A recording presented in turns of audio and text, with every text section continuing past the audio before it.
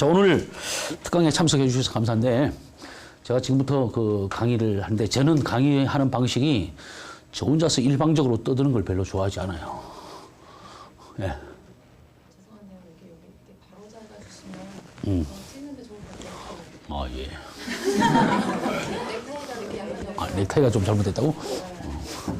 아무튼, 예.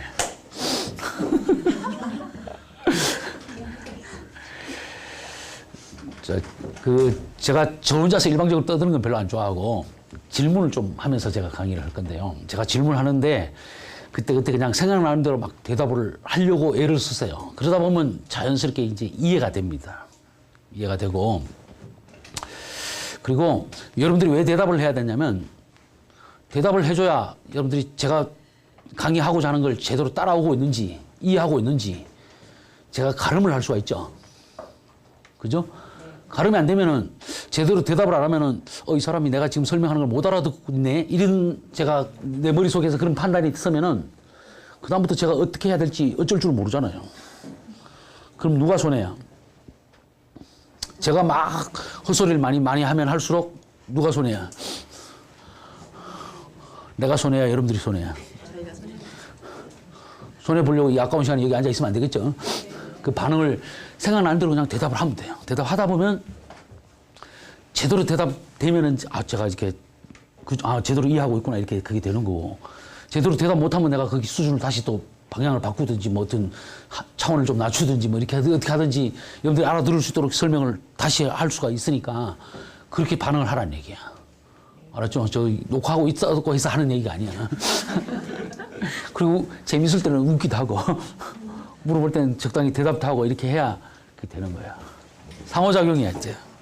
수업도 1시간 내내 일방적으로만 착 하는 게 아니라 상호작용하는 거야. 왔다 갔다 하는 거야. 알았죠? 네. 대답이 좀 약하네. 자, 그래서 우리가 오늘의 제목이 우리 인간 행동의 이해죠. 자, 여러분들이 지금까지 살면서 한번 물어보겠습니다. 주변 사람들 많이 이해를 합니까? 여러분들이 가장 이게 힘들 때가 언제예요? 스트레스 받을 때. 뭐 때문에 스트레스 받아요? 이해가 안 돼요. 그쵸, 이해가 안 될 때죠. 누가 이해가 안 될 때야? 그죠? 나에 가까운 사람이 이해가 안 될 때죠. 잘 모르는 사람들은 이해가 되나 안 되나 아무 상관없잖아요. 그죠? 이해가 안 되고 그 사람도 이해가 안 되고 또 내가 이해받고 싶은데 이해를 안 해줄 때, 이때가 제일 힘들지 않아요? 전혀 그런데 대답이 없는 거 보니까 뭐 별로 아주 많이 힘들어요. 남들이 날 이해 못할 때. 그러니까 우리가 서로 이렇게 이해한다는 게 그래서 중요해요. 이해하지 못하면 힘들고, 나도 이해받지 못하면 또 힘들고 스트레스 받고, 이해한다는 게 상당히 중요해요. 근데 사실 객관적으로 따져서 생각해 봅시다. 그러면 우리가 사람의 행동을 다 이해할 수 있냐? 응? 그죠? 이해 못하는 걸 왜 이해하려고 그래요? 그 이해 못한다고 그래 열받고 스트레스 받고 이해 안 해준다고 또 뚜껑 열리고 이렇게 되느냐 말이야. 왜 그래? 같이 살려니까. 같이 살려니까? 그래요, 맞아요. 같이 살려니까. 같이 안 살면 막 이해 안 해줘도 상관없고 이해 안 받아도 상관없는데, 그죠? 그래서 이해를 잘 할 수 있어야 되는데, 그러면 어떻게 하면 이해 잘 할 수 있을까요? 그냥 그대로 인정해주면 인정해주면. 그걸 이해하려고. 상대방이 대부분 상대방이, 입장이 되면 가장 쉽게 이해하겠죠. 그렇죠. 근데 우리가 상대방 입장이 된다고 하더라도 어디까지나 고양이가 지 생각하듯이 생각할 수가 있다는 얘기죠. 그러니까 이해가 안 되는 거란 말이야. 그래서 우리가 상담에서도 공감을 배우는데, 공감을 상대방 입장에서 생각하고 느끼고 뭐 어쩌고 그렇게 공감이다 이렇게 얘기하는데 그게 사실 쉽지 않죠. 그래서 이해를 하려면 쉽지가 않아요, 원래. 쉽지 않는 건데. 우리는 근데 이제 어떤 특별한 관계가 되면은 특별한 기대가 생깁니다. 특별한 관계란 말은 다른 말로 바꿔서 얘기하면은 특별한 기대가 있는 사이를 특별한 관계라 그래요. 그죠? 제 말이 틀리면 얘기해 보세요. 오늘 여러분들하고 저하고 처음 만난 사람들 있고, 뭐, 온라인상에서 만났지만, 오프라인에서 처음 만났는데, 아직까지 특별한 기대가 별로 없기 때문에 별로 특별한 관계가 아니에요. 근데 몇 번 자주 만나고 이렇게 하다 보면 친해진다는 건 그만큼 기대가 생긴다는 얘기예요. 기대가 생기기 때문에 그 기대를 채워주기를 간절히 소망하게 돼 있어요. 누군가가. 소망하는데 그게 기대가 안 채워지니까 스트레스를 받는 거야. 힘든 거야. 그래서 이해가 안 되는 것처럼 느껴지는 거야. 근데 원래는 이해할 수 없는 거야, 서로가. 옛날에 그 노부부가 그 TV에 그 나와서 최양락 씨가 진행하는 그 무슨 장수만세인가 그 프로그램에서 부부가 40년인가 50년 같이 살고 그 할아버지가 사자성어를 설명하고 할머니가 맞추는 프로그램이 있었어요. 혹시 기억나시는 분도 있나 모르겠네요. 거기에서 할아버지가 당신하고 나 사이 이렇게 설명하니까 할머니가 뭐라고 대답했는지 아세요? 그렇죠. 왼수. 넉자로 이렇게 얘기하니까 뭐라고 얘기했는지 아세요? 예, 평생 왼수 이렇게. 평생을 같이 살고도 그렇게 돼요. 그 할아버지가 설명하려고 했는 게 뭐였는지 그죠. 기억하시네 이분들은. 천생연분을 설명하려고 했는데 할머니는 왼수. 그것도 평생 왼수. 참 기가 막힌 일이죠. 참 우스워. 그 당시는 우스웠는데 생각해보면 해볼수록 가슴 아픈 일이야. 이거. 우스울 일이 아니야. 그죠? 여러분들도 이해가 안 되면 근데 우리가 사람을 잘 이해한다는 게 상당히 중요해요. 그리고 상담이라는 게 결국은 사람을 이해하기 위한 학문이잖아요. 그죠? 사람을 이해해서 제대로 이해해야 도울 수 있다. 이런 전제 조건이 깔려 있죠. 이해하려고 하는데 이해 많이 할 수 있습니까? 이해 못해서 오늘 오신 거잖아요. 여기 다 오신 분이니. 이해하는 분들은 안 와도 돼요. 그래 오늘 가봐서 한번 얘기를 들어보자. 도대체 어떻게 하면 이해할 수 있나. 이래갖고 다 오신 거죠. 그 방법을 알려줄 테니까 잘 들으셔갖고 이거는요 제가 제대로 저도 그동안 사람을 상대하면서 한 20년 이상 사람의 문제를 상대하고 전문적으로 상담을 하면서 제 나름대로 깨우친 노하우를 한꺼번에 다 해주고 싶은데 다 해줄 수는 없고 압축하일로 전달을 해주는 거예요. 압축하일로. 요즘 참 좋은 말이야 그게. 압축하일로 전달해주면 여러분들이 탁 받고 잘 저장을 해놨다가 필요할 때 풀어쓰기를 해야 되는 거잖아요. 풀어쓰기를 하려면 여러 가지 좀 필요한 것들이 많이 있죠. 그런 것들은 여러분 각자 지금부터 준비를 하고 공부를 해야 되는 거예요. 그래도 안 될 때는 옆에 전문가의 도움을 받는 거고. 그래서 이 강의는요 한 번 들어가 제대로 이해될 강의는 아니에요. 그래서 오늘 녹화를 이렇게 떠놓으면 여러분들이 현장에 와서 듣고 또 다음에 또 계속 몇 번 듣고 해보면 들을 때마다 그 전에 안 들리던 게 들릴 수가 있어요. 깨우치지 못하는 게 깨우칠 수가 있는 거야. 그래서 수없이 반복해서 들어보는 것도 필요해요. 그래서 여러분들이 반응을 잘해주면 체계적으로 착 정리해서 이렇게 하는데 반응이 시원찮으면 나도 혼란스러우면 이 녹화한 게 다 엉터리가 될 수가 있어. 자, 우리가 사람의 행동을 사람을 잘 이해하는 게 중요한데 사람을 잘 이해하는 거 봅시다. 사람을 잘 이해하려면 아까 몇 가지 물어봤는데 뭘 알아야 먼저 여러분들이 알아야 될 게 상당히 많이 있는데 뭘 알면 사람을 이해할 수 있을까요? 예? 그죠. 예. 우리 구교준 씨가 잘 얘기 잘하네. 발달 과정을 잘 이해해야 돼. 발달 과정. 그래서 여러분들이 발달 심리학을 배우는 겁니다. 지금 현재 여러분들이 각자 나이도 다르고 살아온 환경도 다르고 이렇게 되는데 똑같은 행동을 하는데 나이에 따라서 그게 어떤 사람이다 이렇게 판단을 할 수가 있죠. 어린애가 생일 선물로 엄마 생일 축하해요 그 선물 사왔는데 뜯어보니까 장난감이야. 유치원애가 그렇게 하면 어떻게 해요? 엄마가 아이고 이뻐라 내 새끼 막 이러잖아요. 그죠? 그런데 만약에 초등학교 고학년이 그렇게 되면 어떻게 돼요? 초등학교 고학년이 엄마 생일 선물 사왔는데 장난감이야. 그럼 한 대 얻어맞죠? 똑같은 행동을 했는데 왜 한 번은 어린애 가면은 칭찬받고 좀 큰 놈이 하면 칭찬 못 받고 그럴까? 나이 때문에. 그죠. 발달 단계가 다르기 때문에. 근데 우리가 여러분들이 사회생활 하면서 또 가정생활하면서 지금 현재 만나는 사람은 그 사람을 어릴 때부터 같이 살아온 사람이 아니잖아요.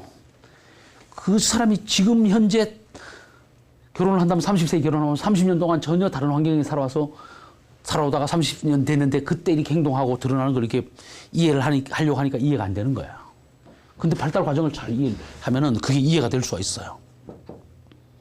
그 발달 과정을 잘 공부를 알고 나면 몇 세 때 어떤 발달이 돼야 되는데 이게 제대로 발달이 안 되면 나중에 어떻게 정상으로 나타나는지 어떤 그걸로 나타나는지 이것도 알 수가 있는 거예요. 그래서 그 사람이 어떤 행동을 보이면 아, 이 사람 언제 문제가 있구나 이렇게 이해할 수가 있는 거죠. 그래서 이 전문가라는 건 현재 상태를 보고 과거를 유추해내는 게 전문가예요. 이해되시죠?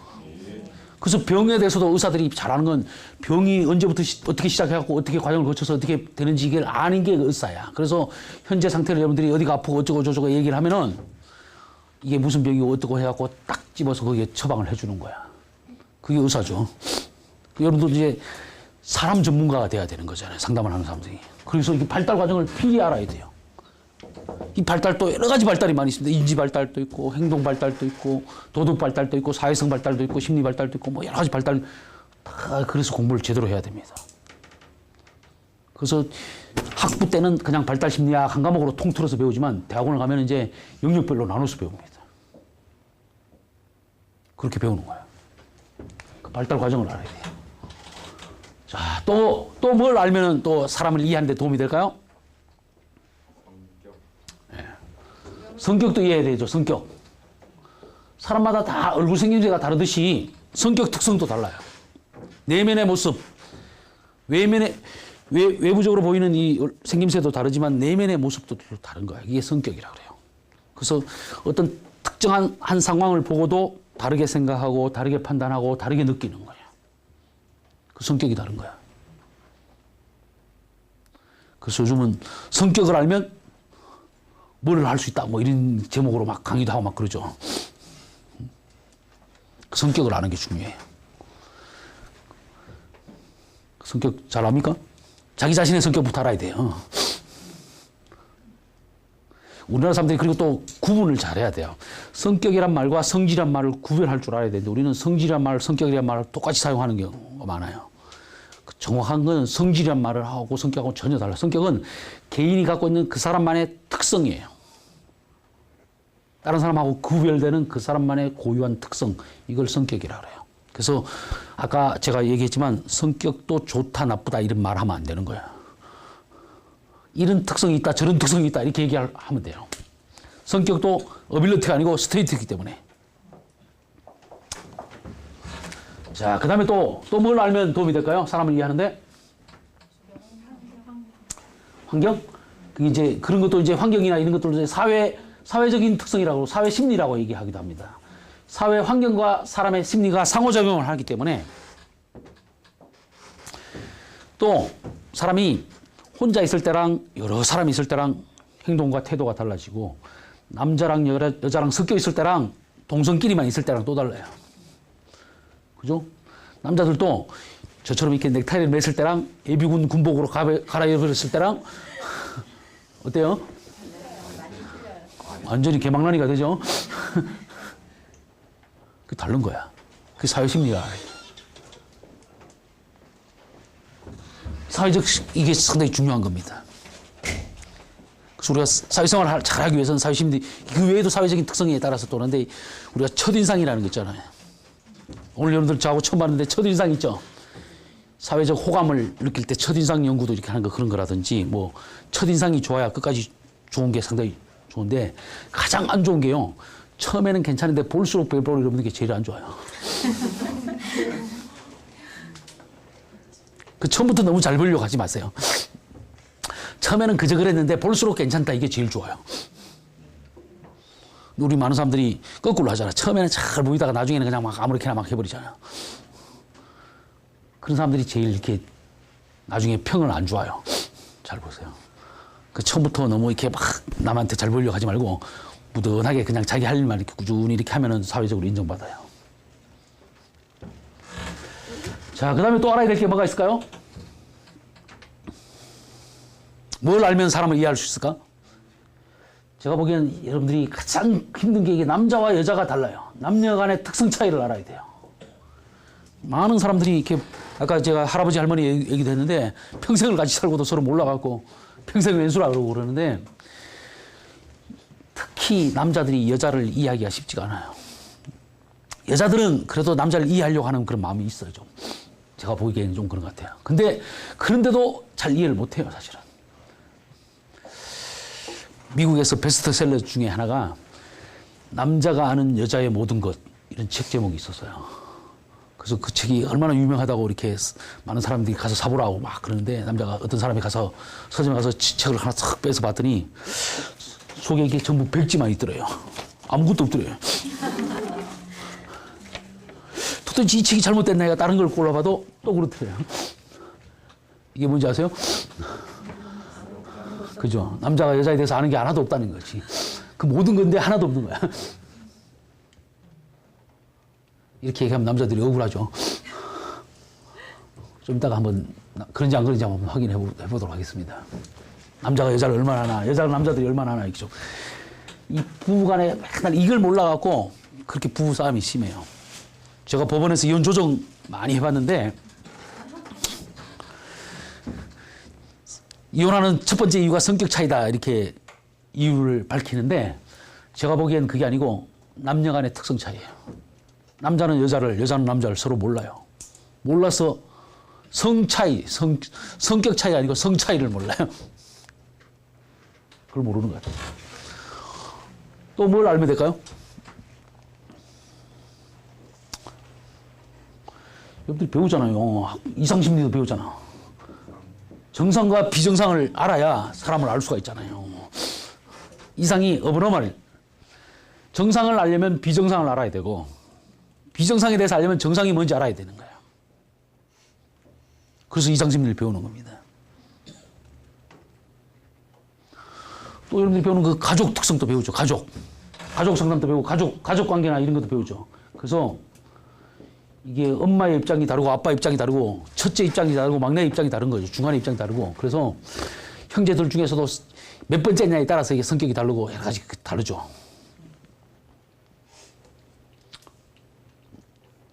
장녀 혹시 나의 장녀 한번 손 들어보세요. 이 장녀들이 상당히 좀 불행한 삶을 살기가 상당히 쉬운 포지션이야. 엄마가 너무 삶이 힘들면 누굴 붙들고 얘기해요? 장녀를 붙들고 얘기합니다. 이 장녀는 그 얘기를 들으면 좀 커서 들으면 괜찮은데 좀 너무 어릴 때 들으면요.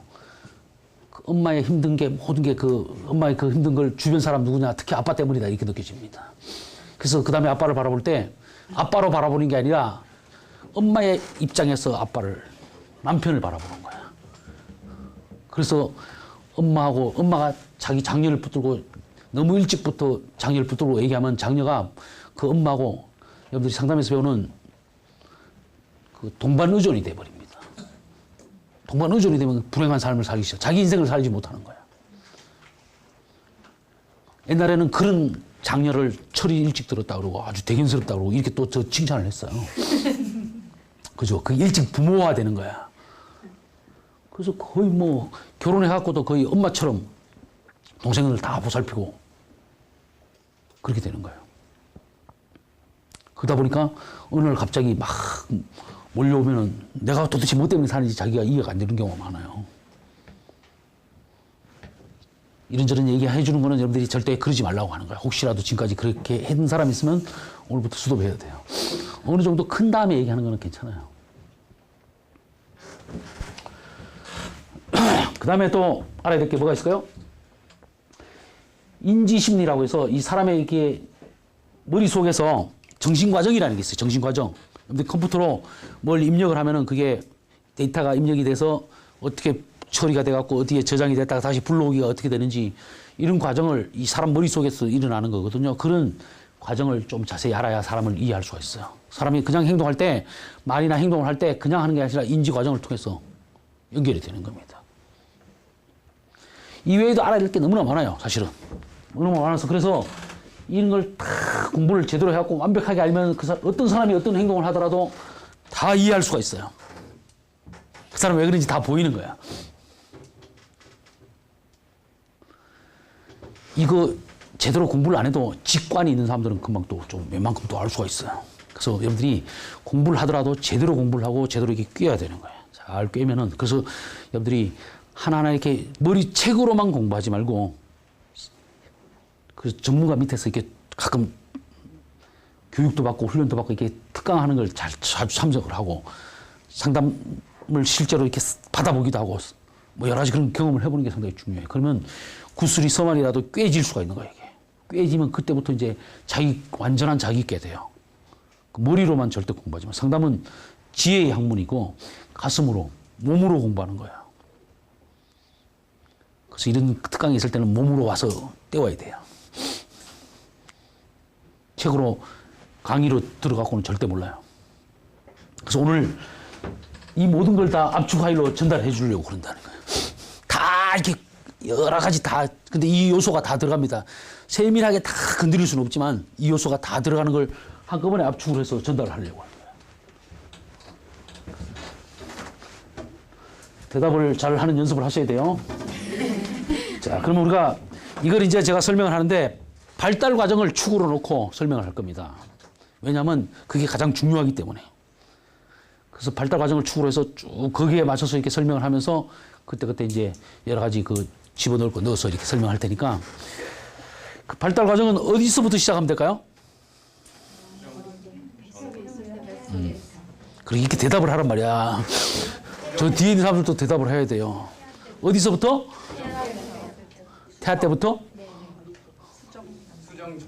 수정 전부터. 얼마 전부터. 부모가 만나서 네. 참 힘든 거죠. 사실은 물론 이렇게 거슬러 올라가면 저 아담 때까지 올라가야 되겠죠. 근데 거기까지 갔다 오려면 너무 힘들잖아. 오늘 밤새도록 해도 모자라고.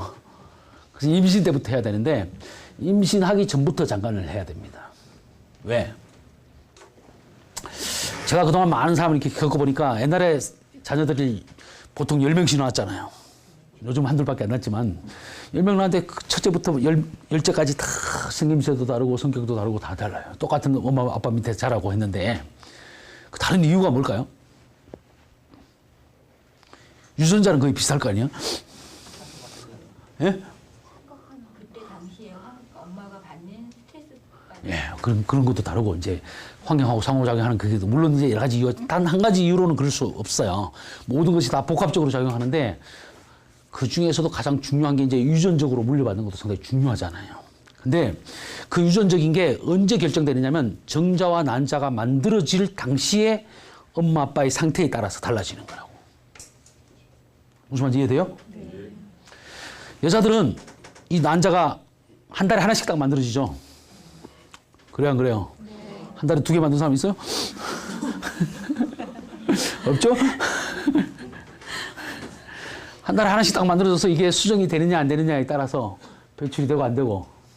근데 문제는 이게 남자예요. 남자는 어떻게 만들어지나요, 정자가? 수도 없이 만들어지고 있는 거예요. 시도 때도 없이. 지금 이 순간에 여기 있는 우리 남자분들 다 고환 속에서 정자가 만들어지고 있는 거예요, 지금도. 언제 만들어진 놈이 배출돼갖고 어떤 그 중에 하나가 수정이 되는데 어떤 정자가 수정될지 몰라요. 이해돼요? 네. 그래서 남자가 평상시에 늘 태교를 해야 되는 거야. 남자분들이 많이 와야 되는데. 가서 잘 전달해 주세요. 남자들이 평상시에 늘 태교를 해야 되는 이유가 거기에 있어. 언제 만들어진 정자가 수정될지 몰라요. 근데 여자들은 딱 그거 하나가 수정되느냐 안 되느냐. 요번 달에 태교를 못했으면 다음 달에 임신하면 돼요. 태교를 잘 해갖고 한 달 미루면 돼. 근데 남자는 언제 만들어진 게 될지 모르는 거야. 그래서 그게 이제 정자와 난자가 만나 수정이 되고 그러면 임신이 되는 겁니다. 거기서부터 시작을 한번 해봅시다. 자, 임신했을 때 뭘 해야 되나요? 그 태교를 해야 되죠. 자, 임신해서 애를 낳아보신 분들 중에서 태교 해보신 분들 손 들어보세요. 안 해보신 분 손 들어봐봐. 다 해봤어요? 아니, 임신해서 애를 낳아본 사람 중에서 애 낳아보지도 않고 손 들으려고 그래. 다 해봤어요? 왜 했어요, 태교를? 예? 하면 좋다니까 그냥 한 거야? 아이가 제대로 난 너무나 네. 해보니까 어때요? 제대로 한 사람과 제대로 못한 사람과 차이가 있어요? 차이가 좀 있는 것 같아요. 어. 느낌에 따라서 어떤 차이가 있는 것 같아요?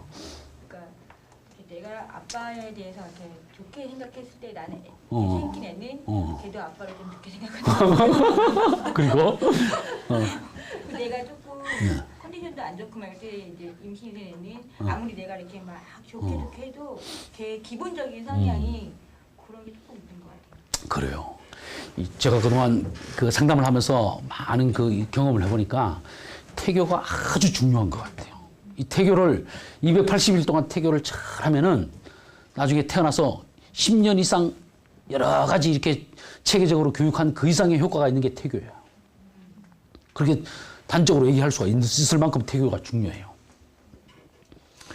280일 해서 10년 이상 교육한 효과가 있다면 투자할 만해요? 할 만해요? 그만큼 남는 장사가 어디 있어요? 그죠? 그럼 태교를 해야 될까 말아야 될까? 근데 어떤 태교를 해야 될까요? 엄마가 많이 편안하게 가서 우리 사람이 아까 제가 얘기를 빠뜨렸는데 사람이란 존재가 지적이고 정서적이고 이 의지적인 이 세 가지를 갖고 있는 존재예요. 그 많은 사람들이 지적인 태교만 많이 합니다. 모든 사람들이 현대인들이 가장 문제가 되는 게 이 지적인 데만 추구를 해요. 공부를 하더라도 전부 지적인 것만 하는 거야. 근데 이게 지정의가 조화가 돼야 돼요, 사람은. 조화가 될 때 건강한 사람이 되는 거야. 현대인들이 왜 이렇게 정신병이 많으냐? 너무 지적인 데만 추구해갖고. 정서적으로 안정이 되면은, 지와 정서가 안정이 되고 조화가 되면은 절대 정신병 걸리지 않아요. 무슨 말인지 이해되세요? 이 지정의가 조화가 돼야 되는 거예요. 그래서 이게 조화가 잘 돼야 되는데 언제부터 조화 안정이 돼야 되느냐면 이 태교 때부터 정서적인 태교를 해야 돼요. 지적 태교를 하면 안 돼요. 정서 태교를 잘하고 정서가 안정이 되면은 뱃속에 있는 아이가 세포 분열이 일어나면서 아이가 만들어지잖아요. 잘 만들어집니다. 잘 만들어지고 이제 세포 분열이 끝나서 머리부터 발끝까지 다 이렇게 형성이 다 만들어지고 나면 뇌가 발육이 되기 시작합니다. 뇌세포가 만들어지고 뇌가 발달되기 시작하는데 이때 정서적으로 잘 안정이 되면은 지능이 높은 아이가 태어나요. 정서가 불안정해갖고 문제가 생기면 지능이 낮은 아이가 만들어져요. 뇌 발육이 잘 안 돼요.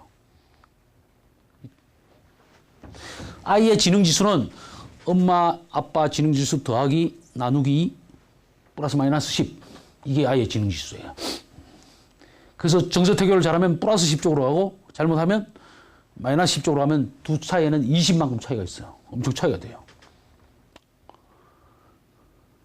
엄마가 머리가 좋아야 된다는 얘기가 그게 있는 거예요. 엄마가 태교도 잘하고 여러 가지 신경도 많이 쓰고 이렇게 하면 건강한 아이가 뿐만 아니라 지적인 또 우수한 아이가 태어날 수가 있는 그게 있는 거예요. 지능이 좋아야 되는 게 아니라 엄마가 정서적으로 안정이 돼야 돼요. 지능은 뭐 어쩔 수 없이 엄마 아빠가 두 개 다 돼야 되는 거니까. 그 임신했을 때 정서태교를 잘해야 돼요. 정서태교는 태명을 지어주고 아이하고 태담을 해야 돼요. 대화를 해야 돼요. 대화를 하는데 긍정적인 대화를 많이 해야 돼요. 느낌을 주고받는, 필링을 주고받는 대화를 많이 하는 거예요. 누구누구야, 오늘은 날씨가 이렇구나. 정말 이렇게 기분이 좋구나. 이렇게 막 얘기하면서 막 대화를 하는 거죠. 그래서 나는 네가 이렇게 잘하고 이런 아이가 됐으면 좋겠다 해갖고 심리적으로 안정되고 건강한 그런 쪽으로 많이 얘기를 해주는 겁니다. 엄마도 얘기하고 아빠도 얘기해야 돼요. 뱃속에 있는 아이는 엄마의 목소리와 아빠의 목소리 어느 것에 더 잘 반응할까요? 그죠? 아빠 목소리에 더 민감하게 반응한다고 연구 결과에 나왔어요. 엄마 목소리보다 아빠가 얘기해주면 훨씬 더 얘가 반응을 더 잘하고 더 잘 받아들여요. 이 아빠의 역할이 상당히 중요합니다. 앞으로 이 얘기를 제가 좀 더 다른 사람보다 더 강조해서 할 건데 부모의 역할 중에 대부분 지금까지는 엄마의 역할이 제일 중요하다 해갖고 엄마를 너무 얽매여놨어요.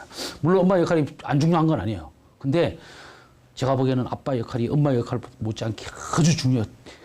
어떤 측면에서는 엄마가 할 수 없는 영역이 있어요. 그 영역은 아빠만 할 수 있는 거야. 근데 우리는 아빠들은 거의 애 낳는 데만 기여하고 양육하는 데는 전혀 기여하지 못하는 상황들이 많이 벌어지고 있어. 이 사회의 모든 문제가 거기서 출발되는 수도 있어요. 태교를 잘해야 하는 게 중요해요. 태담을 잘하고 정서적으로 안정되게 지적으로 막 이렇게 하지 마세요. 그럼 아이가 더 혼란스러워요. 안정이 되는 게 중요해요. 이때 뱃속에서 임신하지 못할 상황에서 임신을 하면은 거부당하게 되죠. 그래서 애를 지우려 하다가 태어나는 경우가 있어요.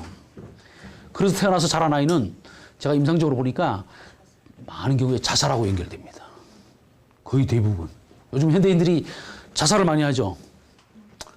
우리나라가 지금 자살로 죽는 숫자가 교통사고로 죽는 숫자보다 더 많다 그래요. 하루에 40몇 명 교통사고로 죽는다는데 그보다 더 많다는 얘기죠. 우리나라가 인구가 부족해갖고 일본을 이길 수가 없어요. 정말이에요. 가장 이길 수 없는 요인 중에 첫 번째가 인구 부족이야. 자살하는 숫자만 줄여도 국력이 훨씬 더 커질 수 있는데 그 뱃속에서 거부당했으니까 전부 다 자살을 하는 거죠. 이 사람이 잘 나갈 때는 괜찮아요. 내가 경제적으로 환경적으로 잘 풀려나갈 때는 괜찮은데 문제 상황에서 나도 모르게 오토매틱으로 이렇게 사느니 죽으면 좋겠다. 혹시 여러분들 중에 그런 생각이 드는 사람 있나요? 잠깐 스쳐 지나가는 거는 정상이에요. 근데 그게 여기 머물러 있으면 문제예요. 이 머물러 있는 사람 집에 가서 물어보세요, 엄마한테. 나 가졌을 때 혹시 나 떼내려고 하지 않았어? 이렇게. 정말이에요. 그거는 맞는 거 같아요. 맞는 거예요, 그게. 정말 여러분들이 임신하지 못할 상황에서 임신을 하면 안 돼요. 일단 임신을 했으면 제대로 잘 양육을 할 생각을 해야지 떼내려고 하면 안 돼요. 뱃속에서 다 알아요. 2, 3개월만 지나면 하나의 인격체가 되는 거예요. 부모가 느끼는 거 다 느끼고 말하는 거 다 들려요, 안에서. 그래서 우리나라 나이로 태어나면 1살이 나이가 맞는 거예요, 그게. 그냥 뱃속에서 그냥 지내는 게 아니야. 태어나서 살아가는데 기본적인 건 다 갖추고 태어나는 거예요, 그게. 그래서 태교를 잘 해야 되고. 이때 거부하지 않도록 하고 나중에 자살하고 연결되니까 조심해야 될 부분들이에요. 이때 그 정도는 아니라 하더라도 부모가 엄청나게 스트레스를 많이 받는다. 이렇게 되면 나중에 산만한 아이가 됩니다.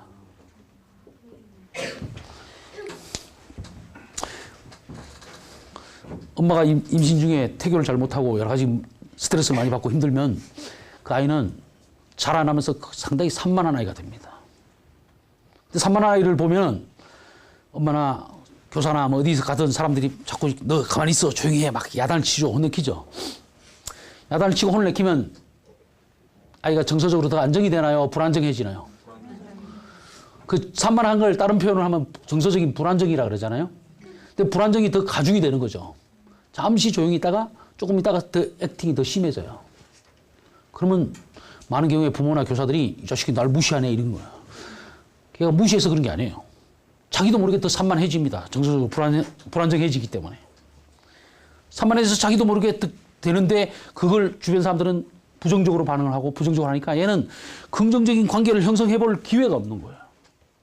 사람이 성숙이 되고 좋아지려면 긍정적으로 달라지려면 좋은 만남을 가져야 돼요. 좋은 관계를 맺어서 그 관계를 잘 유지하기 위해서 더 좋은 방법으로 변해가는 거예요. 그래요, 안 그래요? 그죠? 그런데 좋은 관계를 할 수가 없는 거예요. 그래서 걔가 더 갈수록 문제가 생기는 거예요.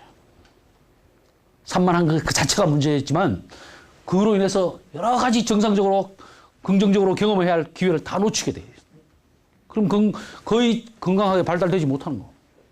그럼 문제아가 만들어지는 거예요. 그래서 어릴 때부터 부모로부터 늘 거부당하고 무시당하고 그러니까 인격장애가 만들어서 사회에 문제를 일으키는 그런 사람들이 만들어지는 거예요. 그래서 임신이 얼마나 중요한지 모르겠죠. 이렇게 태교 안전 가운데서. 이 강의를 들으면 들을수록 후회하는 사람들이 있을 것 같아요.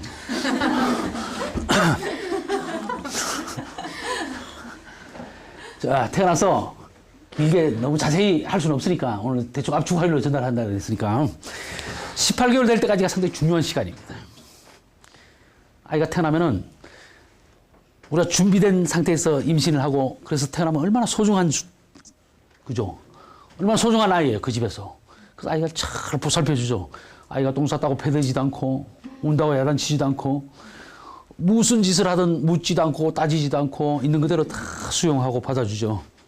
그렇게 할 때 아이는 자기를 돌봐주는 사람을 신뢰하는 그 신뢰감이라는 이 정서가 발달이 됩니다. 신뢰감이란 말이 무슨 말인지 아세요? 뜻, 개념. 아까 개념 정의를 잘해야 된다 그랬잖아. 신뢰한다는 뜻. 믿는다 이게 뭐야? 여러분들이 뜻도 잘 모르면서 이렇게 신뢰한다는 말을 사용한 건 아니잖아요. 믿는다는 얘기는 상대방을 내 기준으로 판단하거나 평가하지 않고 있는 그대로 받아들인다는 얘기예요. 여러분들이 저를 믿으니까 여기 앉아 있는 거죠. 네가 무슨 교수냐, 자격증 내놔 봐라. 이렇게 따지지 않고 제가 강의를 하니까 그냥 다 받아들이잖아요. 그게 믿는 거예요, 저를. 있는 그대로 받아들이는 거. 즉, 좀 전에 제가 얘기했듯이 갓난아이를 부모가 정말 묻지도 않고 따지지도 않고 어떤 경우든 그렇다고 무시하지 않고 내팽개 쳐두지 않고 걔가 혹시나 잘못 조금만 울면은 어디가 아파서 울까 어떻게 해서 울까 하면서 다 관심 가져주고 보살펴주고 수용하면서 절대 이게 거기에 대해서 비난하거나 판단하거나 부정적으로 반응하지 않고 수용을 해줄 때 그게 신뢰가 만들어진다 그랬잖아요. 그게 신뢰예요. 이해되세요? 네. 잘 이해되세요? 네. 그럼 질문을 다시 정확하게 한 번 더 할 테니까 잘 들어야 돼요. 이런 신뢰감이 왜 만들어지는 걸까? 있는 그대로 그 아이를 받아줬기 때문에. 아, 그거는 어떻게 하면 만들어질까 이거고 어떻게 해서 만들어진 거 그거에 대한 답이고요. 왜? Why? 왜 신뢰감이 이 생의 첫 번째 단계에서 이때 이렇게 만들어져야 되냔 말이야. 만들어질까요?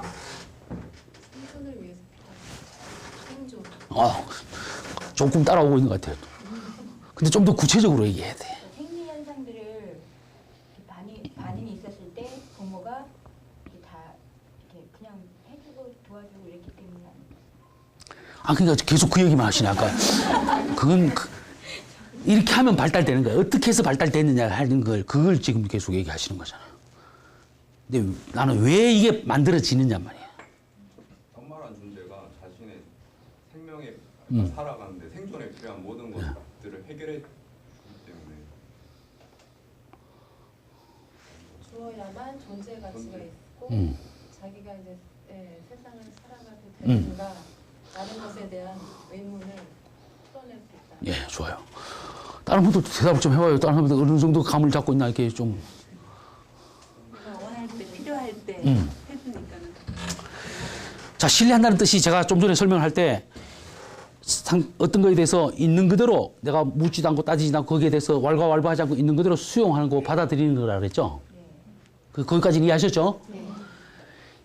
그렇게 해야 그 다음에 그런 신뢰가 만들어져야 그게 신뢰인데 그런 신뢰감이라는 게 만들어져야 그 다음에 이 세상을 우리가 받아들일 수가 있어요. 수용할 수가 있어요. 수용하고 이거 이거구나 저건 저거구나 이래갖고 세상이 어떤 곳인지 하나하나 탐색을 해가는 거야.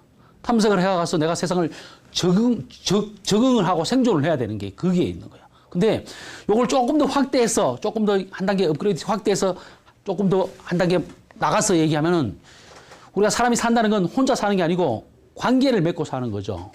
그죠? 이해되시죠? 네. 여러분들하고 오늘 저하고 관계를 맺는데 이제 관계를 맺는데 관계 맺을 때 필요한 게 뭐예요? 그죠? 신뢰죠.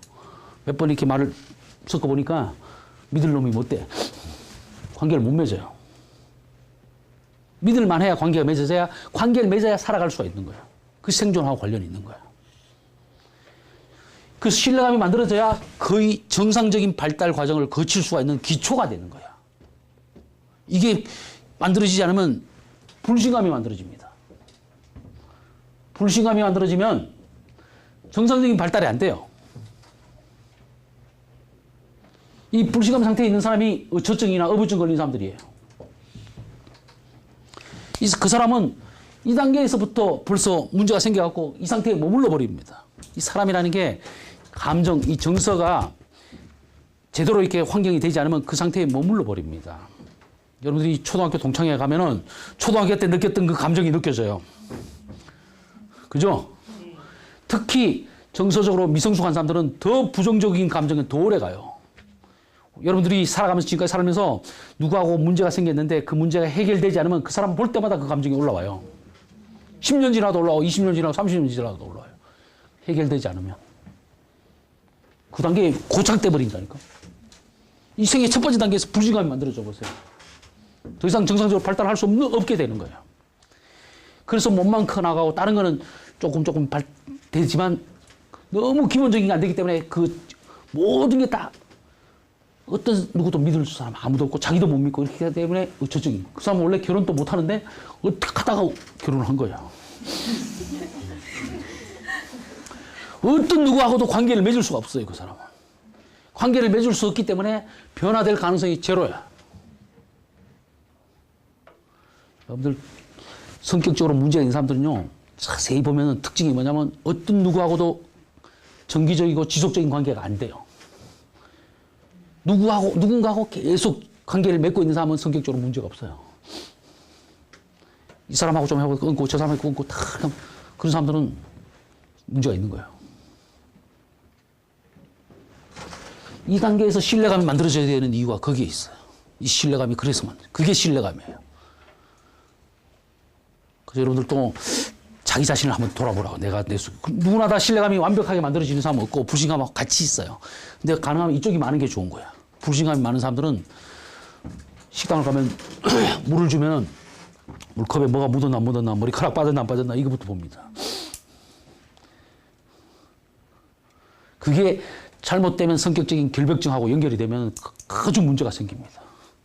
그나마 그거하고 관련이 없으니 좀 덜 연결되면 다행이죠. 어쨌든 이 18개월 될 때까지 얼마나 중요한 시기인지 알겠죠? 이때 부모, 엄마, 아빠가 다 이렇게 잘해줘야 돼요. 양쪽이 같이. 아무것도 아닌 거지. 그 자세한 건 나중에 발달심리 시간에 따로 배울 수 있어요. 그 다음에 3, 4세 때까지 18개월이 지나면 아이는 걸어 다닐 수 있는 나이가 됩니다. 그죠? 여러분들 몇 개월쯤 돼가 그러는지 기억나세요? 네? 원래 옛날에는요, 50년대, 60년대 이때는 18개월 돼야 걸었어요. 그런데 점점 이렇게 사람이 영양 공급이 잘 되고 아이들이 이 보행기도 빨리 발달이 되고 뭐 그런 기구도 이렇게 만들어지고 해서 아이들이 근육이 더 빨리 발달됩니다. 그래서 요즘은 12개월 지나면 거의 걸어요. 돌 전에 걷는 게 요즘 돌 지난 즈음에 걸으면 늦다고 생각하는 거예요, 사람들이. 근데 신체적인 정상적인 발육 단계는 18개월 돼야 걷는 게 정상이에요, 사실은. 아마 이렇게 그런 보육기나 이런 거 영양이 공급이 덜 되고 이렇게 그 보행기인가 그걸 다 사용하지 않고 이렇게 하면은 그게 정상적인 거예요. 참고로 알아두세요. 옛날에는 그래서 처음에 우리가 대학 들어가서 제가 처음 들어가서 발달심리 배울 때 18개월 때 첫 걸음만 뛴다 이렇게 배웠다고. 지금은 그렇게 안 배웠지만 아이 입장에서 생각해 보세요. 아이가 이 세상에 태어났는데 모든 게 다 새롭잖아요. 그래요, 안 그래요? 그런데 이게 모든 게 새로우니까 아이 입장에서는 이 세상을 살아가야 되잖아요. 적응해서 헤쳐나가야 되잖아요. 헤쳐나가려면 세상을 알아야 되잖아요. 알려면 세상을 탐색을 해야 되는데 탐색을 하려면 내 마음대로 움직일 수가 있어야 되잖아. 움직일 수 없을 동안 이게 1년 내내 이렇게 있어봐요. 얼마나 힘들어요, 이게. 얼마나 답답할 노릇이야. 그래서 아이가 돌 지나서 걷기만 하면은 뒤도 안 돌아보고 앞으로 쫓아가면서 별짓 온갖 저지를 다 하면서 돌아다니는 이유가 거기에 있는 거야. 그래서 돌 지났는데 막 쌀떼고 돌아다니면서 막 저지를 하면은 아이가 얘가 건강한 아이구나 이렇게 생각을 해야 돼요. 제가 왜 저렇게 별날까 이렇게 생각할 게 아니라. 알았죠? 근데 이 세상을 탐색하는 거는 뭘로 탐색을 합니까? 네? 오감으로 하는 거죠, 오감. 여러분들 그런 걸 다 배웠잖아요. 오감이라는 거 안 배웠어요? 오감 중에 제일 먼저 발달되는 게 뭘까요?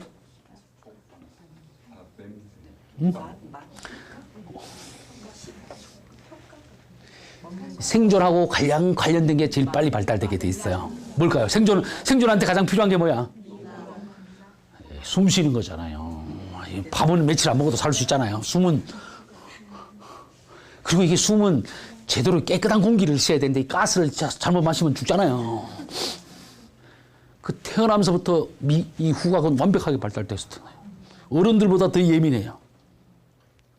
신생아도. 눈은 잘 안 보여요. 촉각도 아직 제대로 못 느껴요. 그래서 그 8일 만에 유대인들은 이렇게 그걸 해도 별로 애들 통증을 그렇게 많이 못 느끼는 거예요. 그래서 이 오감을 통해서 다 경험을 하게 돼 있는데 이 오감 발달이 이 18개월 전에 다 발달되지만 그 본격적으로 탐색하는 건 18개월 이후에 탐색을 합니다. 돌아다니니까 다 탐색하면서 그래서 유치원이나 어린이집에서도 저때 오감 발달 놀이를 하는 거야. 저때 오감 발달을 잘 하기 위해서는 이 자연 속에서 막 헤치면서 이렇게 온갖 경험을 다 하는 게 중요해요. 근데 우리 아이를 키울 때 벌써 저때부터 18개월 되기 전부터 벌써 공부를 시키기 시작하죠. 얘가 저거 혹시나 이렇게 잘 빨리 하라고 피아노, 냉장고 서 붙여놓고 막 저거 빨리 외우라고. 그렇게 안 해도 되는데. 그렇게 할 필요가 없는데 사실. 정서적으로 체험을 통해서 경험을 해요. 그래서 탐색을 하면서 애들이 처음에 손에 닥치는 대로 이렇게 만진 대로 다 입으로 갖고 가는 것 같아도 절대 그렇지 않아요. 만질 때 느낌 이상한 건 안 만져요. 뜨거운 거 만질 때 옆에서 엄마가 뜨거! 이렇게 얘기해 줄 때 뜨겁다는 개념이 익히게 되는 거야. 야, 50도 넘는 건 조심해라. 이렇게 얘기해서 알아들을 수 있는 아이가 아니에요. 그죠? 아야 얘기도 뭐가 찔렸을 때 아야! 이렇게 옆에서 얘기해 줄 때 아야라는 게 무슨 말인지 알아듣는 거죠. 야, 그래서 그때는요, 이 오감을 통해서 제대로 된 경험을 잘 하는 게 그 자체가 산 공부예요. 그걸 제대로 탐색을 해야 세상의 이치를 깨우치는 거예요. 자연의 세계를 통해서 자연적인 경험을 통해서 세상의 이치를 깨우쳐야 그걸 제대로 깨우치기 위해서 아이들은 온갖 저지를 다 하는데 이때 많은 부모들이 저지를 하게 도와주나요? 어떻게 하나요? 막죠. 왜 그렇게 막아? 뒷감당하기 힘드니까. 다 엄마가 뒤치워야 되니까. 아이는 살아야 되는데 귀찮은가 정도가 하고 비교하면 안 돼요. 세상을 탐색해서 알아가야 되는데 엄마들이 이렇게 모르니까 그런 거야. 이게 뒷감당하기 힘들고 또 애가 다칠까 봐. 그죠? 너무 사랑스럽고 소중하니까 내가 대신 다 해주려고 그러는 거야. 그렇게 할 때 아이는 엄마가 뒷감당하기 힘드니까 못하게 하는구나 이렇게 인식할 수 있는 아이일까? 아니죠. 나는 탐색을 해야 돼. 못하게 하면은 아이는 어떨까요? 스트레스 정도가 아니에요. 그래서 이거는 아이는 세상과 자기를 탐색해야 되는 겁니다. 세상과 자기 탐색하는 첫 번째 단계라고 제가 붙였어요. 이거는. 에릭슨은 이걸 자율성이라고 마음껏 지 맘대로 탐색한다 그래서 자율성이라고 붙였는데 저는 세상과 자기를 탐색하는데 이걸 못하게 제재를 하면은 아이는 이때 인지가 발달이 덜 됐기 때문에 그걸 이해할 수 있거나 납득되는 나이가 아니기 때문에 내 존재가 거부당하는 느낌이 들어요. 나를 못 살게 구는 느낌이 드는 거야. 여기서 여러분들이 저를 쳐다본다고 왜 쳐다보냐고 막 소리 지르고 안 쳐다보면 안 쳐다본다고 소리 지르고 사사건건 시비를 걸으면 어떨 것 같아요? 그런 느낌이라고요. 그게 내 존재가 완전히 묵살되는 느낌. 그게 뭐냐면 수치감이에요. 들어보셨어요? 네. 여러분들이 수치감이라 그래서 뭐 쪽팔리고 창피한 거 이 정도가 아니에요. 내 존재 자체가 완전히 짓밟히는, 거부당하는. 그래서 이 수치감을 느끼면 사람이 뚜껑이 열리게 돼 있어요. 그래서 많은 사람들이 다 인격이 있는데 수치감이 느껴지면 인격이 통일이 돼요. 알아요? 뚜껑 열리면 누구나 다 똑같은 거야. 뚜껑이 얼마나 자주 열리느냐 민감하게 열리느냐 이게 인격의 차이예요. 그 이 수치감 상태에 있는 사람을 성격장애라 그래요.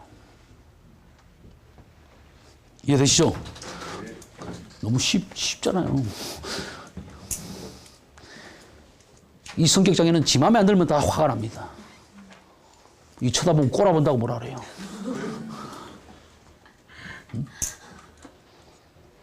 이 우리 사회에서 일어나는 모든 강력한 사건들이 다 저 수치감 때문에 일어납니다.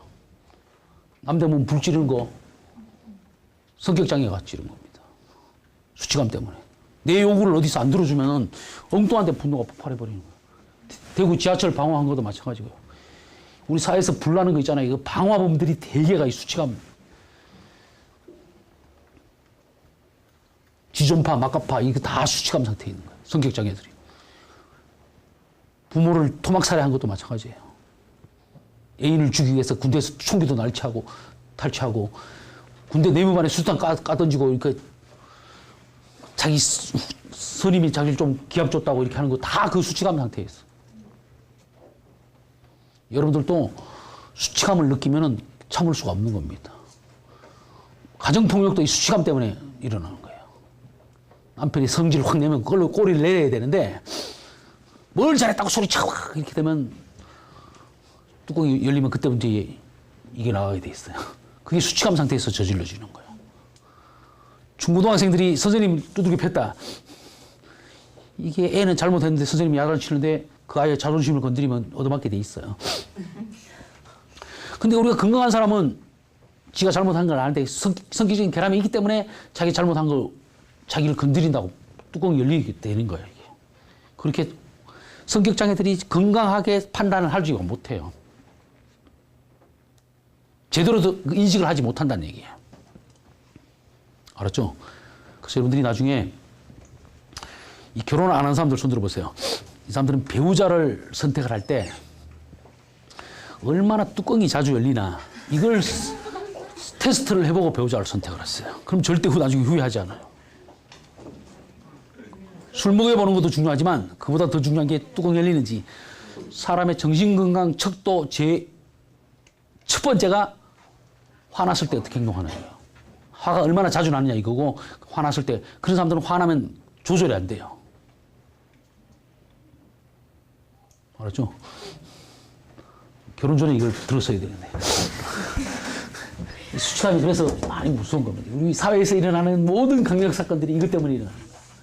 그 여러분들도 각자 다 그 자기만의 자존심이 이걸 건드리면 다른 부분은 다 참을 수 있는데 이걸 건드리면 뚜껑이 열리는 거야. 그게 뭔지를 알아내야 돼요. 각자 자기 자신이. 그게 나의 핵심 감정이에요. 그걸 알고 있어야 부부관계에서도 얘기를 해야 돼요. 나는 이 부분만은 절대 건드리지 말아다오. 얘기를 해야 돼요. 그리고 사회생활 하다가 나도 모르게 한마디 했는데 그 사람이 발끈 화를 내면 저 이상한 놈이다 그러지 말고 얼른 저 사람의 수치감이 저거구나. 빨리 지혜롭게 알아차리고 한 발 물러나는 게 지혜로운 거예요. 거기다 들이대고 같이 맞붙으면 사람이 한번 그렇게 관계를 망가지고 나면 그다음부터 계속 망가지는 쪽으로 갑니다. 부부싸움도 그래서 적당히 하고 말아야지, 스톱을 해야지 계속 누가 이기나 한번 해보자 이렇게 파워게임이라 그래요. 부모자녀 관계도 마찬가지예요. 파워게임 하면 둘 다 윈이 아니라 둘 다 망하게 돼 있어요. 이게 그거예요. 이해되시나요? 자기 자신의 수치감 영역이 어느 건지 잘. 이때 이 단계에서 부모로부터 어떤 취급을 받았냐에 따라 수치감 영역이 달라지는 거예요. 자, 이때까지는 노는 거 봐서 노는 게 잘 모르지만 남자 여자 차이가 안 나요. 근데 이때가 지나면서부터 남녀 간의 차이가 나타나기 시작하는 게 이때예요. 이때예요. 남자와 여자가 어떻게 다른지 한번 살펴보도록 하겠습니다.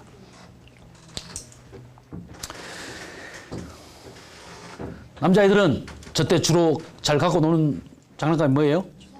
총, 칼, 로봇 이런 거. 야, 넌 남자니까 이런 걸 갖고 놀아야 된다. 이렇게 가르쳐줬어요? 안 그래도 그렇게 하죠. 왜 그럴까요? 여자애들은 뭘 잘 갖고 놀아요? 인형 머리 빗기고 업고 다니고 젖먹이고 막 이러죠. 넌 여자니까 이렇게 놀아라 이렇게 얘기했어요? 안 해도 그렇게 하죠. 왜 그럴까? 응? 기질적으로 차이가 있는. 대답을 하면 이게 잘하시네. 기질적인 차이가 있다. 왜 그런 차이가 있냔 말이야. 여자는 관계지향적이고 예. 남자는 성취지향적이고. 예. 그 남녀 간의 이게 영원한 미스터리가 이제 여기서부터 시작되는 건데, 이 남자에 대해서 심리학에서 연구를 해보니까 남자는 일하기 위해서 태어난 존재였습니다. 일이 인생의 목적이었단 말이에요. 여자를 연구해보니까 여자는 관계지향적인 존재였단 말이에요. 자, 일할 때는 뭐가 필요해요? 힘이 필요하죠. 남자가 힘이 더 센 이유가 거기에 있어. 여자 패라고 힘센 게 아니고 일하기 위해서 존재하기 때문에 태어날 때부터 근육과 골격이 더 여자애들보다 더 발달돼서 태어나요. 그래서 아들 낳는 게 딸 낳는 것보다 더 힘들어요. 그래서 아들 낳았다고 소고기 미역국 끓여주는 거야. 알아요? 딸 낳았을 때는 덤으로 해주는 거야. 농담입니다, 이거. 관계 맺을 때 필요한 건 정이에요. 여자애들이 정스럽죠. 과학이란 건 어떤 것에 대해서 현상에 대해서 이렇다 저렇다 설명만 할 뿐이지 원인까지는 몰라요. 밝혀내지 못해요, 과학은. 단지 이렇다 이렇게 밝혀내는 건데, 오해하지 않고 잘 들으세요. 저는 크리스찬인데 그 성경에서 보니까 제가 이 설명을 좀 하려고 하는 거예요. 하나님께서 이렇게 천지 만물을 다 창조하신 다음에 그 사람을 만들 때, 남자를 아담을 먼저 만들 때 그 만들어 놓고 아담에게 일을 제일 먼저 시키더라고요. 어떤 일을 시키느냐? 이 우주 만물을 하나님이 직접 관리하지 않고 그 남자에게 맡기더라고요. 그 일을 시키기 위해서 처음에 만들었더라고.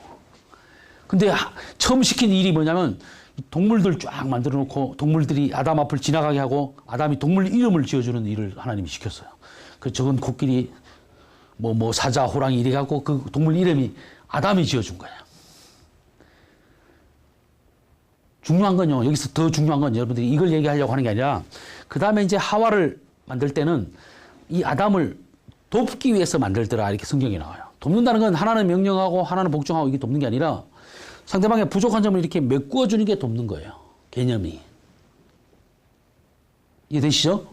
그 돕기 위해서 태어났는데, 더 중요한 거는요, 아담과 하와가 선악과를 따먹고 벌을 받을 장면에, 잘 들으세요. 여러분들이 나중에 이제 상담을 한다든지 교육을 한다든지 이걸 잘 아셔야 되는데, 이 하나님이 벌을 줄 때 아담에게는 어떤 벌을 줬는지 아시죠? 일하는 벌을 줘요. 왜 다른 벌도 줄 수 있는데 왜 하필이면 일하는 벌을 남자에게 줬을까?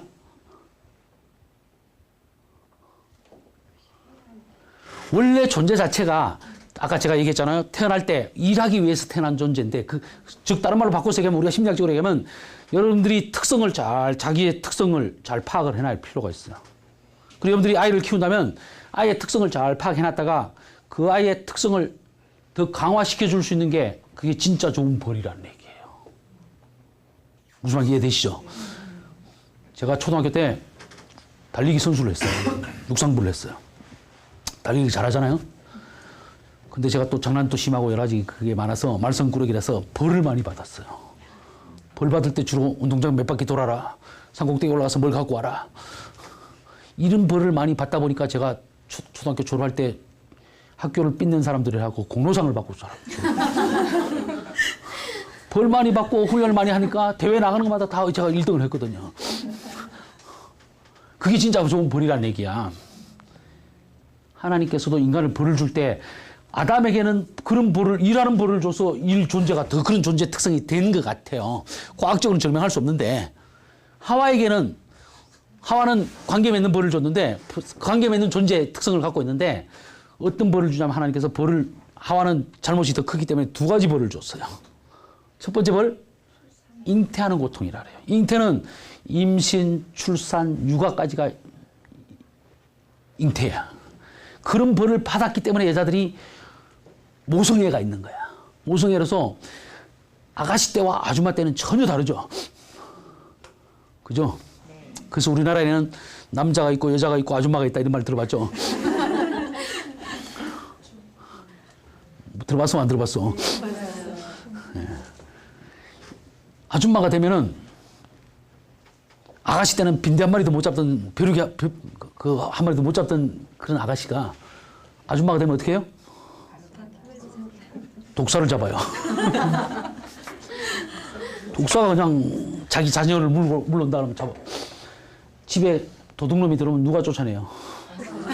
아줌마가 쫓아내요. 아저씨가 안 쫓아내요. 아저씨가 입을 뒤집어쓰고 벌벌 떨고 있고 아줌마가 나가서 쫓아냅니다. 대한민국을 움직이는 건 아줌마라고. 그런 얘기가 있잖아요. 아줌마가 그렇게. 그래서 자녀를 위해서 자녀가 불난 집에 들어가 있어. 그 건지러 가는 게 아빠가 건지러 안 가요. 엄마가 가요. 애 낳다가 죽더라도 낳으려고 하는 사람이 엄마예요. 저도 애를 키워보니까 내가 만약에 여자라면, 내가 엄마라면 저렇게 할 수 있을까? 저는 이틀이나 3일 정도, 길어봤자 일주일 정도는 할 수 있을 것 같은데 그 이상 못 할 것 같아요. 아무리 해봐도. 근데 여자들은요, 1년이고 2년이고 하더라고요. 그게 대단한 거예요. 그래서 그때부터 제가 여자를 존경하기 시작했어요. 두 번째로 여자들이 벌 받은 게 뭐예요? 남편을 섬기라 그랬어. 섬기기 때문에 이 여자들에게 있어서 남자라는 게 어떤 남자가 멋이냐면요. 여자들은 섬기려면 나보다 한 단계 위에 있어야 돼요, 남자가. 존경하고 따를 만한 존재가 돼야 되기 때문에 여자들이 가장 멋있는 남자는 결혼 못한 남자들 잘 들으세요. 자기 발전을 위해서 끊임없이 노력하는 그 남자가 제일 멋있어요. 여자에게 있어서. 그죠? 여자분들 제 얘기가 틀린가요? 그런 남자인 줄 알고 결혼을 했는데 이게 자기 발전을 위해서 노력을 안 하고 있어요. 그러니까 이게 자체가 얼마나 힘든지 몰라, 여자가 스트레스가. 그래서 내 남자가 되면은 온통 이렇게 꾸미고 싶고 저렇게 꾸미고 싶고 어쨌든 멋있고 괜찮게 보이고 싶게 이렇게 꾸미고 싶고 그렇게 겉모습도 꾸미고 싶지만 내면의 모습도 그렇게 점점 더 성숙되고 되기를 간절히 소망합니다. 그래서 그렇게 자기 스스로 하면 너무너무 좋겠는데 그렇게 안 하니까 옆에서 자꾸만 이렇게 잔소리를 하는 거야. 그래갖고 남자가 이렇게 한 단계 업그레이드가 되면 남자보다 더 좋아하는 게 여자예요. 그죠? 근데 거기서 머무르면 다행인데 머물리지를 못해요. 잠깐 좋아했다가 또 한 단계 업그레이드 또 원해요. 남자 입장에서 보면 죽을 때까지 나를 못 살게 구는 게 여자예요. 얼마나 못 살게 구는지 몰라요. 역사적인 사명을 갖고 태어난 것 같아요. 그래서 막 남편한테 맨날 이래라 저래라 막 이 얘기를 하는 거야. 그러다가 하다가 그 남자가 안 되니까 그 아들 붙들고 얘기하는 거야.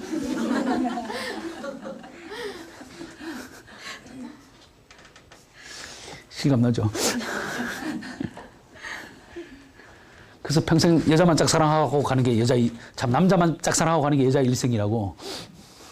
어릴 때는 아빠를 그렇게 무작정 좋아하잖아요. 근데 아빠가 전혀 마음도 안 몰라주죠. 그러다가 나중에 자기 남편을 그렇게 좋아하고 막 다른데 남편도 그걸 몰라주죠. 아들도 막 해주는데 처음에 잠깐 좋아해주는 것 같다가 나중에 지 여자가 생기면 그때부터 언제 봤냐 이렇게. 근데 그걸 잘 봅시다. 이게 다시 설명할게요. 일은 결과가 중요합니다. 그 남자들은 결과지향적인 존재예요. 결과만 좋으면 무슨 짓을 하는 게 남자들이에요. 다른 말로 하면 목적지향적인 존재예요. 목적 달성을 위해서는 수단 방법을 가지지 않는 게 남자라는 걸 아셔야 돼요. 그 남자들은 연애할 때 이 여자를 내 여자로 만들어야 되겠다. 수단 방법을 가지지 않잖아요. 그래서 그 여자가 착각을 하게 만듭니다. 이 남자가 나를 이렇게 좋아하는구나, 사랑하는구나. 그래서 그게 콩깍지에 씌어갖고 결혼을 했는데 결혼하니까 이제 쳐다보지도 않고 진짜 본업인 일을 하러 가는 거야. 모든 핑계를 일로 댑니다. 그래서 남자에게 일은 바깥에 나가서 하는 게 일이지 집에 와서 하는 건 일이 아니에요. 그래서 비가 아무리 와도 빨래 걷을 생각이 안 나는 거야. 알아요? 아내가 아무리 힘들어도 내가 설거지 대신 해줄까? 도와달라면 도와줄 수는 있지만 그게 내 일처럼 느껴지지가 않는 거야. 그게 남자의. 그게 일이 남자에게. 그래서 맞벌이 부부를 하니까 내가 집에서 바쁘니까 당신 설거지 해라. 동의할 남자가 없어요. 내가 너무 바쁘니까 당신 좀 도와주세요 하면 도와는 줍니다. 도와주고 나서 엄청 뻗댑니다.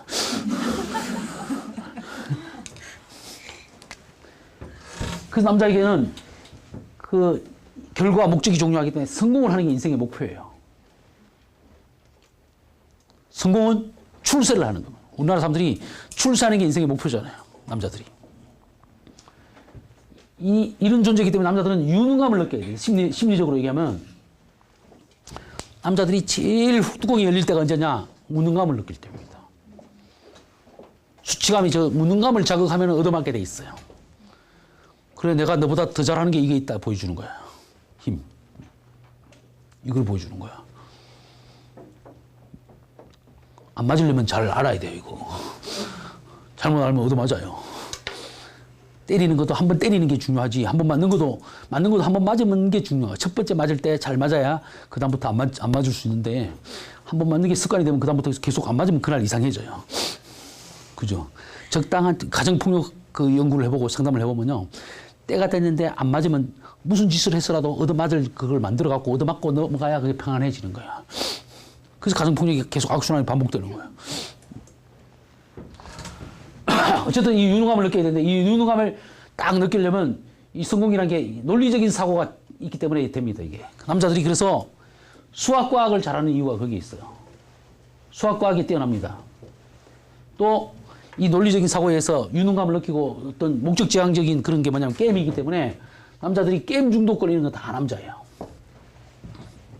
아들 낳았다고 좋아했지만 어릴 때 아빠가 적절한 역할을 해주지 못하면 나중에 게임 중독 걸립니다. 우리 여기 남자분들 게임 다들 해보셨죠? 하면 할수록 더 재미있습니다.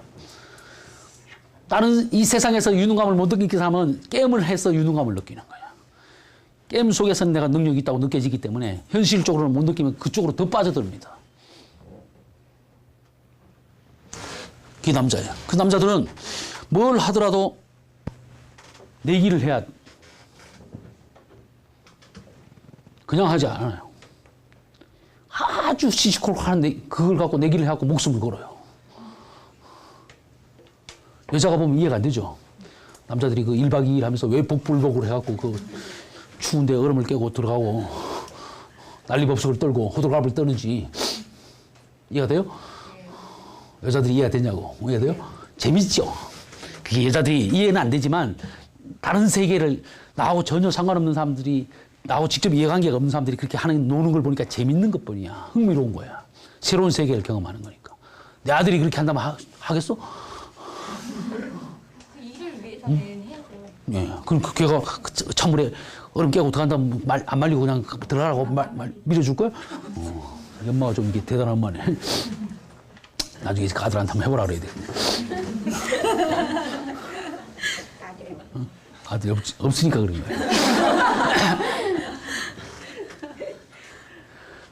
여자분들이 잘 아셔야 돼요. 남자들은 자기가 원하는 게 있으면은 수단 방법을 가지 않고 하려고 그래요.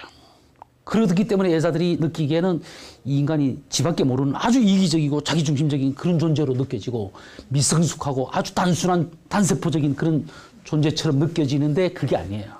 그런 말 하면 남자가 더 뚜껑 열려요. 알았죠? 절대 그런 말 하면 안 돼요. 목적지향적이기 때문에, 결과지향적이기 때문에. 뭐로 가도 서울만 가면 된다 생각하고 내가 나중에 왕창 돈을 벌어다 주면 이 여자가 끽소리 안 할 거야. 이렇게 착각을 합니다. 그게 남자예요. 남자의 세계를 잘 아셔야 돼요. 그 남자들은 절대 이게 무능감을 자극하면 안 돼요. 유능감을 느껴야 돼. 무능감을 자극하면 그때부터 배째라 이렇게 나옵니다. 이것도 못하고 저것도 못하냐 이렇게 이런 식으로 비난하면 나 그런 놈인지 이제 알았냐 이렇게 나온다는 얘기예요. 남자들한테 자꾸 그런 부정적인 얘기를 하면 안 돼요. 잘한다 잘한다 그래야 마치 아들 그래서 많은 여자들이 그러잖아. 큰 아들 하나 키우는 셈 치지 뭐. 그 말이 맞는 거예요. 잘한다 잘한다 그래야 더 잘하는 거야. 남자를 그거 할 때는. 그래서 남자를 변화시키려면 일이란 건 이 결과가 중요한 명분을 살려줘야 돼요. 명분. 남자에게 명분을 살려주고 여자들이 실리를 찾으세요. 그게 지혜로운 거야. 명분만 서면 남자들은 무슨 짓을 합니다. 이게 뭐냐면 남자를 이렇게 변화시키려면 당신이 이것도 잘하고 괜찮은 거 한 두 가지를 먼저 얘기합니다. 당신이 가장으로서 매일매일 직장생활 쉽지 않을 건데 열심히 해줘서 참 고맙다. 그런데 요것만 좀 달라지면 당신이 정말 멋있는 사람 될 것 같다. 이렇게 얘기하면 지죽을 줄 모르고 합니다. 이것도 못하냐 저것도 못하냐 그러면 나 그렇다 배째라 막 이렇게 합니다. 심증은 가는데 물증이 없어서 물증을 찾아가 들이대 보세요. 인정하는 남자가 누가 있나. 그다음부터 아예 더 공개적으로 그냥 더 말썽을 피웁니다. 알아요? 절대 그렇게 하면 안 돼요. 남자들은 존재 자체가 그런 존재예요. 그런 특성이 있는 거야. 뭘 하더라도 내기를 해야 되고, 뭐 도구가 없으면 친구들하고 어울리지도 못해요. 도구가 있어야 밤을 새울 수가 있는 거야. 놀 수도 있는 거야. 그게 남자예요. 남자라는 존재 자체가 특성이 그런 거야. 이게 원래 이런 존재이기 때문에. 목적지향적, 결과지향적이기 때문에.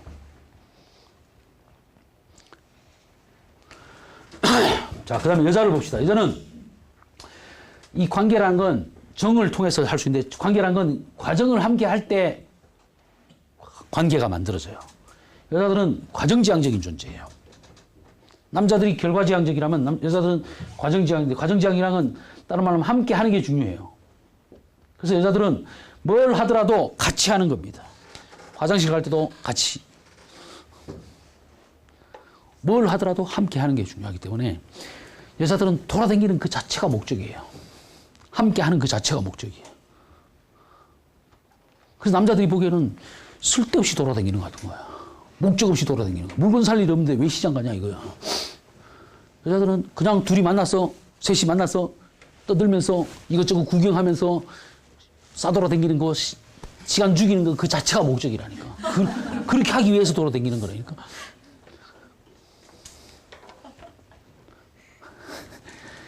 그래서 여자들은 뭐든지 같이 해야 되기 때문에 길을 가도 일렬편대로 쫙 갑니다. 앞서거니 뒤서거니 해서 안 가요.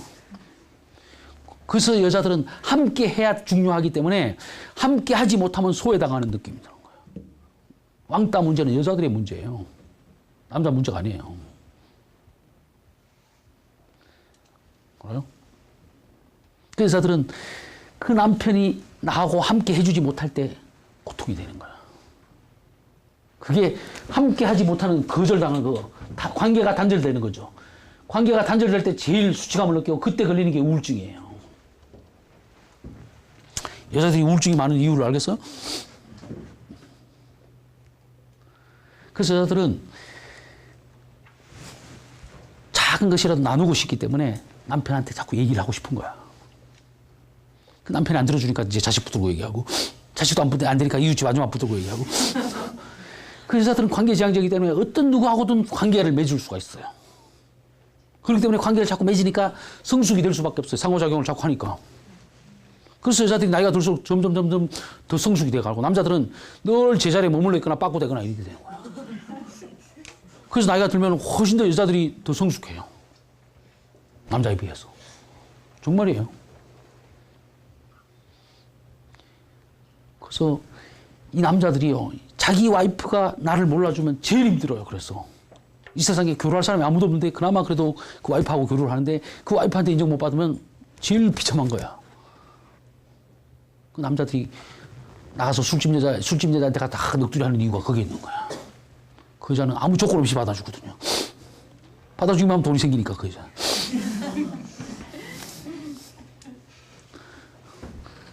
그 여자들이 그런 존재예요. 그 여자들은 뭐든지 함께 하는데 함께 하려면 필요한 게 언어예요. 그래서 어학에 뛰어난 게 여자예요. 말로 하면 여자가 훨씬 더 말을 더 잘하는 이유가 거기에 있는 거예요. 그래서 남자분들이 잘 들었어요. 여자들은 이 과정지향적인 존재이기 때문에 뭘 하더라도 상대방을 위해서 하려고 하는 겁니다. 함께 하기 위해서. 관계지향적이고, 남편을 위해서, 아이를 위해서. 자기보다는 상대가 우선이에요, 여자들이. 그렇기 때문에 이 여자들이 부부싸움 하면 제일 성질나면 하는 얘기가, 내가 이때까지 결혼해서 시집 와서 나를 위해서 한 게 뭐가 있어. 이걸 얼마나 큰 소리를 치는지 몰라요. 자기를 위해서 아무것도 한 게 없다. 전부 다 남편을 위하고 아이를 위하고 가정을 위해서 이렇게 했다. 이게 가장 큰 무기예요. 그걸 그렇게 그냥 막 울면서 불면서 막 그걸 하소연을 하는 거야. 그렇게 해가면 남자들이 뭐라고 대답하나요? 누가 그러라 그랬어? 이럽니다. 그렇게 얘기하면 안 돼요. 남자들이 잘 들으세요. 여자들이 무슨 말을 하거나 무슨 행동을 하거나 그걸 해결해 달라는 얘기가 아닌 거야. 근데 남자들은 해결해 달라는 걸로 들어요. 그래서 어떡하란 말이야. 막 그렇게 듣지 말고, 잘 모르면, 그랬구나. 이렇게 하면 돼요. 그랬구나. 정말 모르면 여자가 맨 마지막 한 말만 리발브만 하면 돼요. 뭐죠, 어쩌죠, 그러면. 그랬다고? 이러면 여자는 자기 마음을 알아주는 것 같아서 다 풀려요. 그래서 어떡하란 말이야. 이렇게 얘기하면 절대 안 돼요. 남자분들 아세요? 근데 서로가 핵심 감정을 건드리게 돼 있어요. 그러니까요. 하소연을 하면 결론은 남자는 이걸 해결하지 못하면 무능감을 느끼게 되고 그럼 뚜껑 열리고 그러면 여자도 이걸 들어달라고 했는데 무능감을 느끼니까 결론은 또 똑같이 해결책을 내놓게 되고 그러니까요. 여자가 뭐라고 얘기할 때는 절대 해결해달라는 얘기가 아니란 걸 전제 조건을 깔고 들어야 돼요. 근데 딱 들어보니까 이게 내가 해결할 수 있는 문제면 남자들은 해결해 줍니다. 알았어, 내가 해줄게. 막 해주고. 근데 이게 해결할 수 없는 문제면 그때가 엄청난 좌절과 이게 내가 그렇다고 해서 내가 무능감을 드러내면 안 되잖아요. 드러내면 안 되니까 더 큰 소리 칩니다. 그래서 어떡하란 말이야. 이렇게 큰 소리 쳐갖고 상대방 깨게 하고 꼬리 내리기를 기대하면서 그렇게 큰 소리 치는데 여자 입장에서는 나를 알아달라고 하는데 큰 소리 치니까 더 복장 터지는 거지, 이게. 그래서 그냥 더 한마디 또 합니다. 그래서 이제 결국은 그렇게 되는 거죠. 그러니까 이게 전제 조건을 잘 알고 들어야 돼요. 그래서 어떤 문제가 생겼을 때도 남자들은 결과지향적이고 목적지향적이기 때문에 앞으로만 잘하면 돼요. 지금까지 원인이고 뭐 필요 없어요. 근데 여자들은 과정지향적이기 때문에 원인부터 따져야 돼요. 어디서부터 문제가 있었냐. 이걸 따지니까 남자들은 그걸 자기의 자존심을 건드리는 것처럼 느껴지는 거예요. 그래서 남자가 막 소리 지르니까 알아서 잘못했다 그러는데 더 이상 따질 수도 없고 하니까 여자들은 뭔가 찜찜한 채 남겨두고 그냥 넘어갔는데 다음에 되면 똑같은 실수를 또 하거든요. 그게 또 반복이 돼서 또 문제가 생기거든요. 그래서 문제가 생겨서 이렇게 서로 이제 나중에 감정이 대립이 되는 거예요. 이런 존재 특성이 있는 거야. 그래서 그걸 알고 제대로 대처를 하고 그래서 이게 조금 이렇게 그래서 결혼해서 지혜로운 사람들은 몇 번 다퉈보면은 터득을 해요. 아, 이 인간이 이런 특성이 있구나. 저 인간은 저런 특성이 있구나. 그래서 내가 이게 건드려야 될 부분과 건드리면 안 될 부분을 이렇게 빨리 깨우치는 게 중요한 거야. 그러면 그걸 그냥 이렇게 넘어갈 수 있는데 그러지 못하면 계속 그렇게 부닥치면 결국은 나중에 감정이 대립이 되면요. 그때부터는 사람이 좋은 관계에서는 무슨 말을 해도 상처 안 받아요. 관계가 한번 틀어졌는데 말 한마디 잘못하면 그게 비수를 꼽아요. 그래서 나중에 부부 싸움할 때 잘 보세요. 대한민국을 어떻게 발전시키겠냐 이거 갖고 싸우지 않아요. 나중에 보면 뭐 때문에 싸우는지도 모르고 있어요. 말꼬리만 잡고 있어요. 전혀 엉뚱한 데가 있어요. 시작은 여기서 시작했는데 저거가 있는 거예요.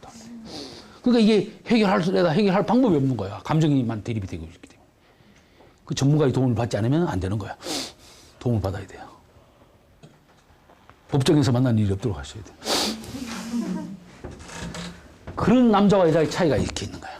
그 여자들은 모든 행동에 지지받기 위해서 하는 겁니다. 이걸 알면 돼요. 지지만 해주면 돼요. 여자들끼리는 너무너무 잘 알기 때문에 한 사람이 어쩌고 그러면 그래 맞아 이렇게 서로 맞장구를 쳐주는 거야. 그 지지배 하다가 지지배가 됐다고. 알아듣기 쉽게 얘기하는 거예요.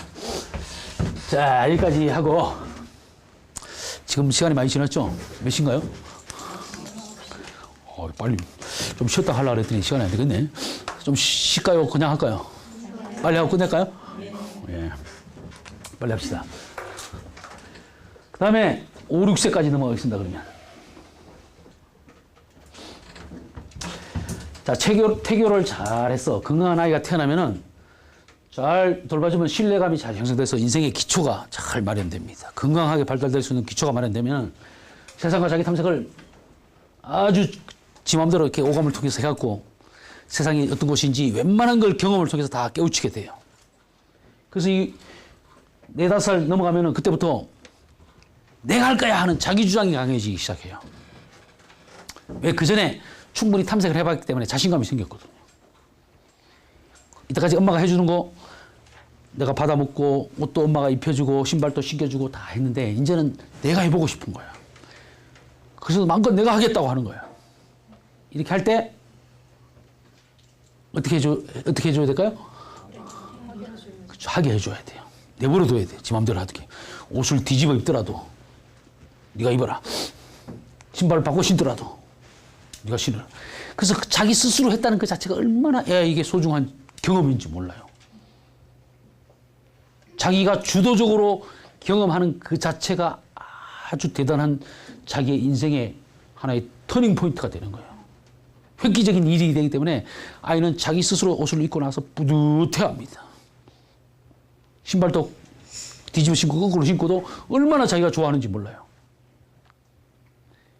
그렇게 하도록 내버려 두고 도와주고 하는 게 부모 역할인데 그걸 에릭슨은 주도성이라 그랬는데 저는 세상과 자기를 탐색하는 두 번째 단계로 제가 바뀌었어요.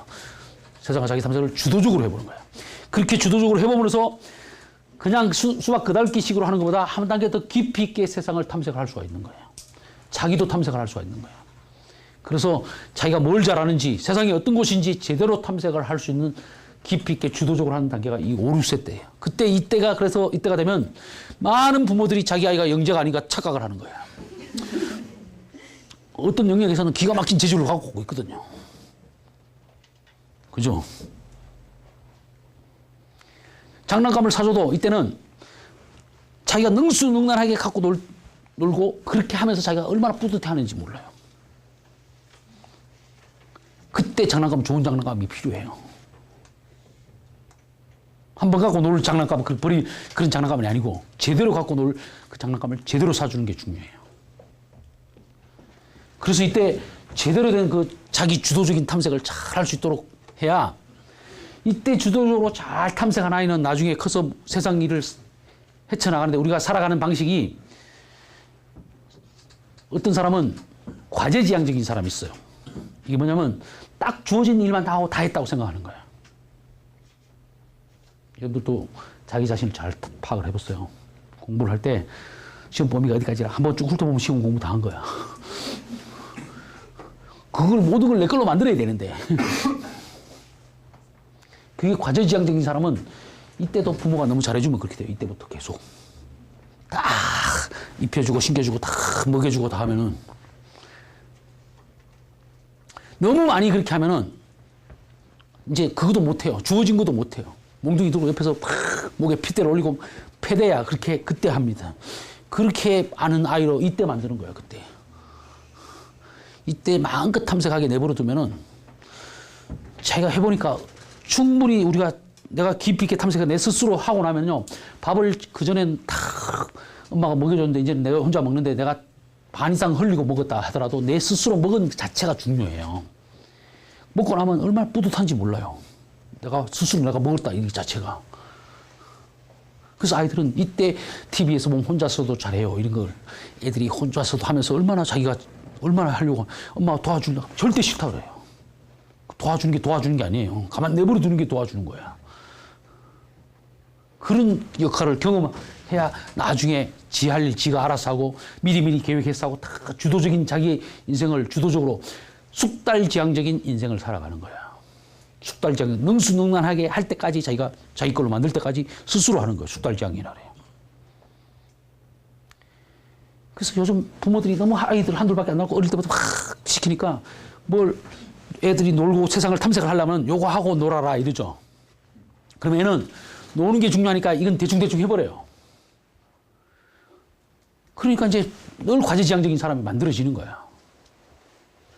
그러니까 이제 나중에는 그게 점점 많아지잖아요. 해야 될 일이. 노는 시간 점점 줄어들고 이게 더 많아지니까 그때부터는 스트레스 받기 시작합니다. 지겨운 것이. 공부란 건 지겨운 거가 되는 거야. 그렇게 공부에 대해서 어릴 때부터 질리게 만들어서 우리나라 사람들이 고등학교 때까지 죽으라고 공부하고 대학 가면 공부를 안 해요. 그래서 뒤늦게 대학까지 공부하려고 사람들이. 제때 했어야 되는데. 뭐 기회가 없어서 못하는 분도 있겠지만. 그런 아이로 만듭니다. 이때 그걸 잘해야 돼. 이때는 자기 스스로 하는 것도 중요하고 또 자기 한 걸 자랑을 합니다. 엄마 빨리 와봐. 가보면요 자기가 만들어놨다고 막 자랑을 합니다. 보니까 별것도 아닌데 아무렇게 이상하게 뭐 그 동그라미 몇 개 그려놓고 이거 자기 엄마 그랬다고 보라는 거야. 이때 어떻게 해야 될까요? 에? 감동 먹어줘야 돼요. 이 새끼 바빠 죽겠는데 뒤통수 때리면 안 돼요. 그러면 얘는 성취감을 못 느껴요. 동기가 그때 다 말살돼 버리는 거야. 지가 그렇게 했을 때 별거 아니지만 가서 봐주고 걔 입장에서 이해해주고 감동 먹어주고 그러면 애가 뿌듯해지고 더 잘하고 더 잘하고. 그래서 저때 제대로 된 경험을 해봄으로써 아 내가 이게 힘들고 어렵지만 꾸준히 하면 어떤 좋은 결과가 있다는 걸 걔가 경험을 해야 돼요. 우리 사람의 마음은 긍정적인 경험을 하면 할수록 긍정적인 마음이 많이 생겨나는 게 사람의 마음의 특징이에요. 부정적인 생각을 하면 할수록 더 부정적인 마음만 많이 드는 거예요. 아무것도 안 하면 다 말라버려요. 이게 사람의 마음이야. 현대인들의 가장 큰 불행이 어릴 때부터 긍정적인 경험을 못 해보는 거예요. 요즘 전부 각자 살기 바쁘니까 남을 도와주는 일이 하나도 없어요. 그나마 그래도 여자들은 관계지향적이라서 어릴 때 엄마를 위해서 설거지도 한번 해보고 물 좀 떠오라면 떠다 주기도 하고 아빠 구두도 한번 닦아 주기도 하고 막 덩어리 좀 주물러 주기도 하고 막 이러는데 남자애들이 이게 할 기회가 없단 말이에요. 아들들이 이게 좋은 경험을 할 기회가 없으니까 그리고 또 그런 경험 또 기회도 안 줘요 부모가. 아이들한테 심부름 시키면서 야 엄마 좀 도와줄래 하고 엄마가 할 수 있는 일도 걔가 해주고 나서 야 네가 도와주니까 엄마가 이래서 기분이 좋구나 이런 경험을 하게끔 해야 되는데 그런 걸 안 하게 한단 말이에요. 공부한다 그러면 뭐든지 다 그렇게 하니까 애들이 자존감을 느낄 기회가 없어요. 그래서 긍정적인 게 만들어지지 않으니까 나중에 다 엉뚱한 마음이 만들어지고 시기 질투는 이게 안 배워도 그만 금방 만들어지는 거예요 속에서. 그래서 요즘 시내에서 막 그런데 어떤 깡패가 어떤 여자를 막 끌고 가도 아무도 도와주는 사람이 없어요. 남의 일은 전혀 관여를 안 해요. 그래서 내가 당하면 그때 어떡할 거야? 신고도 안 해요, 지금. 누군가 하겠지. 공동의 책임은 무책임이야. 자, 2단계에서 중요한 게 그 아버지와의 그 경험, 관계가 중요해요. 아버지와의 관계. 엄마는 기본적으로 다 이렇게 하니까 넘어가고 아버지하고 관계가 어떠냐. 아버지로부터 충분한 사랑과 지지를 받고 자라는 남자든 여자든 자기의 존재의 근원이 만들어집니다. 아버지로부터 충분한 지지를 받고 그 다음에 통제할 것도 아버지가 통제를 해주면은 셀프 컨트롤할 수 있는 능력이 생겨서 게임 중독에도 빠지지 않아요. 자기 조절할 수가 있게 돼요. 아버지가 너 1시간만 하고 하루에 1시간 이상 못한다 약속을 하고 철저하게 약속을 지키고 그때 아버지가 칭찬해주고 지지를 해주면 자기 조절 능력이 생긴다고요. 아버지들 거의 관심이 없죠. 뭐. 게임을 하는지도 뭐 하는지도 몰라. 일주일에 한 번씩. 그래서 유치원 애들이 아빠를 그려라 보라면 잠자는 모습이 제일 많이 나와. 아빠 본 게 잠자는 것밖에 못 봤거든요. 이렇게 되면 안 된다고요. 아빠 그려봐라 그러면 아빠랑 손잡고 아빠랑 뭐 자기 없고 그런 모습이 나와야 그 아이가 건강한 거야. 집에 가서 한번 그려보겠어요. 엄마도 한번 그려보라 그래요. 엄마가 얼마나 사납게 나오는지 뭘 들고 있는지 잘 보라고요. 그림에서 칼 들고 있으면 큰일 나요. 요리한다고 칼 들고 있지만 그게 아니라고요. 그 아이는 얼마나 걔를 엄마를 무섭게 느끼고 칼 들고 나오고 있어. 그 아빠로부터 충분한 지지를 받고 잘 받을 때 그 아이는 자기 조절 능력도 생기고 자기 정체의 그 정체감의 근원이 돼요. 여러분들도 자기 자신을 생각해 보세요. 지금 현재 내가 살아가고 있는 가장 큰 힘, 이게 누구로부터 오는 거냐? 엄마가 아니고 아버지예요. 가장 힘들 때 누가 생각나요? 부모가 생각나는데 이걸 아버지가 아시면 어떡할까 생각해서 그 중요한 결정을 할 때 아버지가 좋아하실 방향으로 결정을 하게 돼 있어요. 아버지의 유언이 있지 엄마의 유언이 없어요. 그죠? 엄마의 유언은 청개구리 엄마밖에 없잖아요. 그래서 옛날에는 이게 엄마가 밥을 풀 때도 아버지 밥을 따로 퍼놓고 애를 야단칠 때도 이거 아버지 아시면 큰일 난다. 조심해라. 그리고 삼촌이나 형이나 할아버지나 이거 아버지 역할을 대신할 수 있는 사람이 있어서 아버지의 어떤 자리가 있고 아버지의 수저가 있고 여러 가지 그런 문화백 그 속에서 아이가 그런 걸 보고 듣고 자라서 아버지가 직접 역할을 안 해도 그게 어느 정도 기능 가능했어요. 근데 지금은 안 돼요. 아버지가 직접 해야 돼요. 이제. 제가 요즘 가끔 이 어린이집에 아버지 교육하러 가는데요. 정말 전 너무너무 저를 불러줘서 고마워요. 제가 부모 교육 많이 하는데 엄마 교육 100번 하는 것보다 아버지 교육 한 번 하는 게 중요해요. 남자들은 한 번 달라지기 시작하면 확실히 달라져요. 여자들은 변할 듯 잘 안 변해요. 아무튼 이때 아버지와의 관계가 상당히 중요하고 특히 이때 큰 충격적인 경험을 하지 않도록 해야 돼요.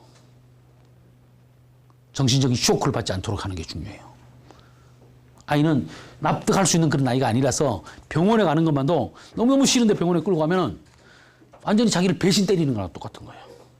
엄마 아빠가 평상시에는 날 조금만 울고불고 해도 와서 다 보살펴 주는데 병원에는 억지로 끌고 가서 이상한 사람들이 자기를 끌고 가는데도 전혀 외면을 하잖아요.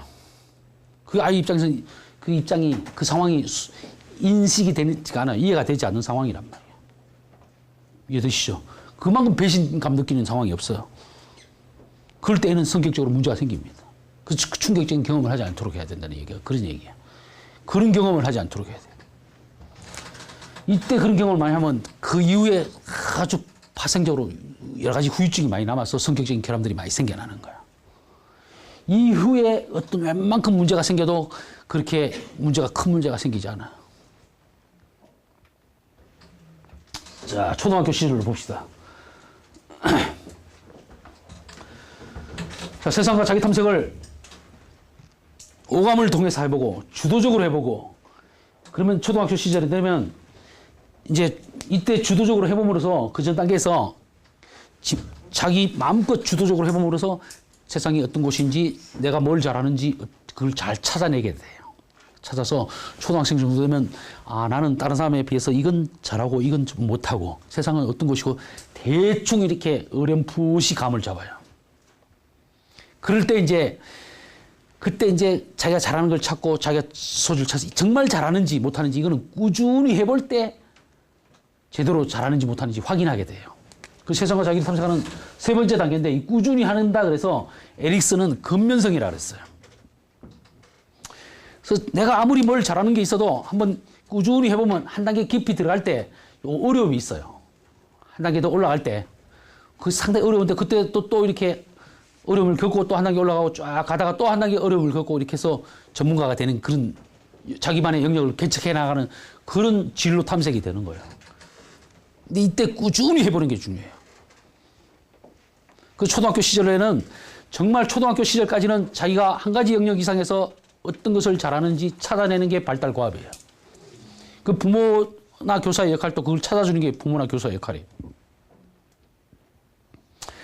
어느 한 가지 영역에서도 아무것도 할 수 없다. 제대로 하는 게 없다. 그러면 열등감을 느낍니다.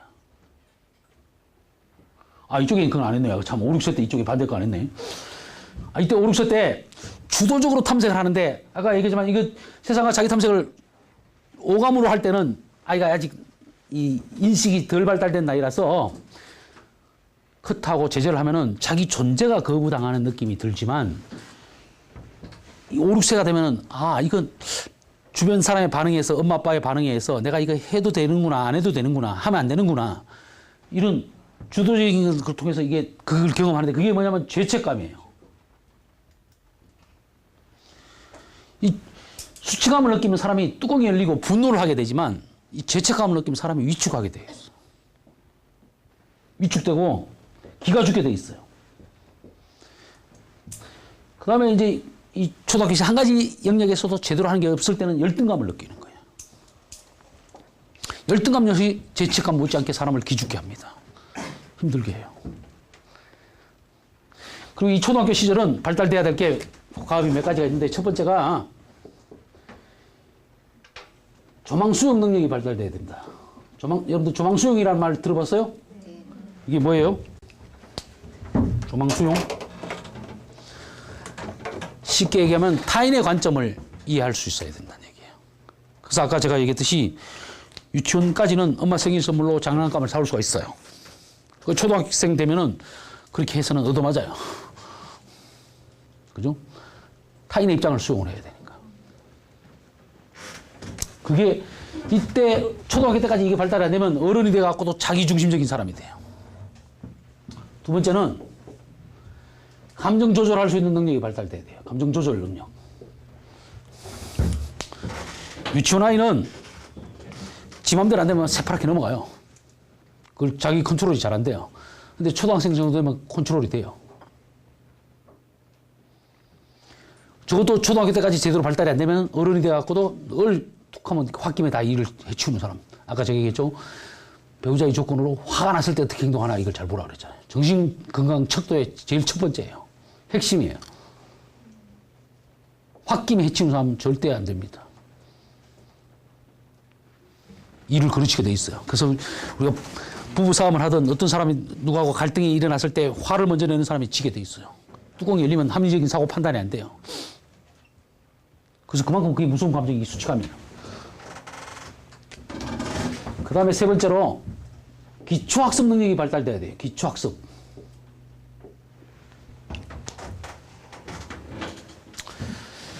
많은 부모들이 저것 때문에 애를 잡아요. 공부는, 학습은 부모와 자녀가 힘을 합쳐서 함께 정복해 나가야 할 과제인데 이 중간에 학습을 놓고 부모, 자녀가 대립이 되면 안 돼요. 대립되면 얼른 헤쳐모여 다시 하고 한 편이 돼야 돼요. 알았죠? 그렇게 해서 이게 헤쳐나가야 되는데 우리나라 사람들이 기초학습을 하지 않고 선행학습을 합니다. 눈높이 테스트 해갖고 얘가 몇 단계 나오면 한 단계 위에부터 시작한다는 얘기예요. 그렇게 하면 선행학습 해봤자 100m 달리기 하는 게 아니에요, 인생은. 언젠가는 거기 가게 돼 있어요. 꾸준히 장거리 달리기 하는 건데 빨리 가는 게 중요한 게 아니에요. 제대로 가는 게 중요해요. 이쪽으로 가야 되는데 일로 빨리 가면 빨리 갈수록 되돌아와야 거리가 더 많아요. 이쪽으로 가야 되니까. 이거 두 개는 부모들이 생활로서 모범을 보여줘야 되는데 생활로서 어떤 모범을 보여줘야 되냐면 그 아이메시지라는 게 있어요. 여러분들 아이메시지라고 들어봤어요? 내가 평상시에 대화하는 의사소통 스타일을 아이메시지를 잘 배워야 돼요.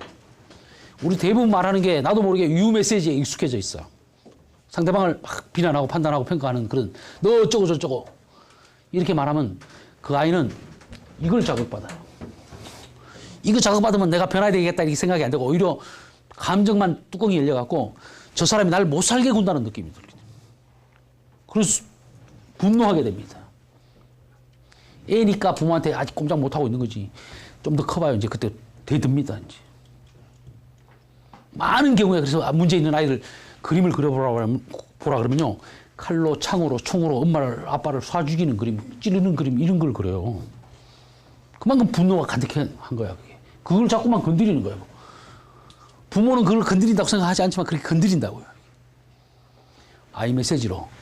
야, 나는 네가 이렇게 할 줄 알았는데 이만저만 할 줄 알았는데 그러지 않고 어떻게 하니까 내가 이렇구나. 내가 이렇게 느껴지는구나. 이렇게 얘기하면은 내가 이렇게 하면 저 엄마는 저렇게 생각하네? 저렇게 느끼네? 조망수용이 되죠.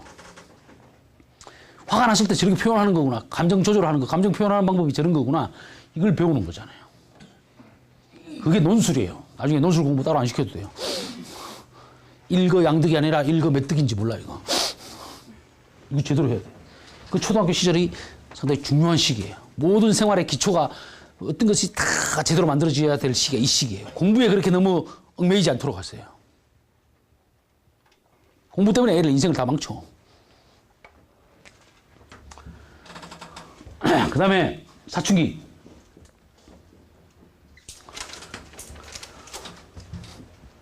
자, 임신을 해서 태교도를 잘하고 신뢰감이 잘 형성되면 인생의 기초가 만들어져서 세상과 자기 탐색을 오감을 통해서 마음껏 해서 주도적으로 해갖고 내가 뭘 잘하나 못하나 찾아내고 꾸준히 해서 근면해석을 해갖고 세상이 어떤 것이고 나는 뭘 잘하고 그래서 나는 이제 어떤 목표를 갖고 인생을 어떻게 살아가야 되겠다. 인생의 가치관 이게 정립이 되는 거예요. 그게 바로 자아정체감이에요. 들어보셨죠? 이 자아정체감 이걸 제대로 만들기 위해서 이 과정을 밟아오는 거예요. 아까 신뢰감이 왜 이때 만들어져야 되느냐 질문을 했죠. 그리고 제가 질문 안 했지만 계속해서 이런 뭐가 만들어지는 거는 그 단계에서 딱 그게 뭔가 이렇게 필요하니까 그 다음 단계로 넘어가기 위해서 계속 만들어지는 거예요. 이해되시죠? 그렇다면 이 사춘기 때 자아정체감은 왜 만들어져야 될까요? 세상은 어떤 것이고 나는 뭘 잘하고 못하고 나는 인생의 목표를 어디다 두고 어떻게 살아야 되겠다. 이런 가치관, 사고방식 이게 완성이 되는 게 자아정체감이라는데 그런 자아정체감이 왜 사춘기에 만들어져야 될까? 네. 사회생활을 하기 위해서 자신 있게 대답하세요. 이거는 수학이 아니기 때문에 정해진 답이 없어요. 뭐라고 답을 하든 다 답이 돼요. 틀리면 틀리지 않아요. 우리나라 사람들 너무나 수학을 잘해갖고 수학적인 사고에 익숙해 있어서 1 더하기 1은 항상 2밖에 없는 거야. 인문과학은 그렇지 않아요. 왜 이게 만들어져야 된다고?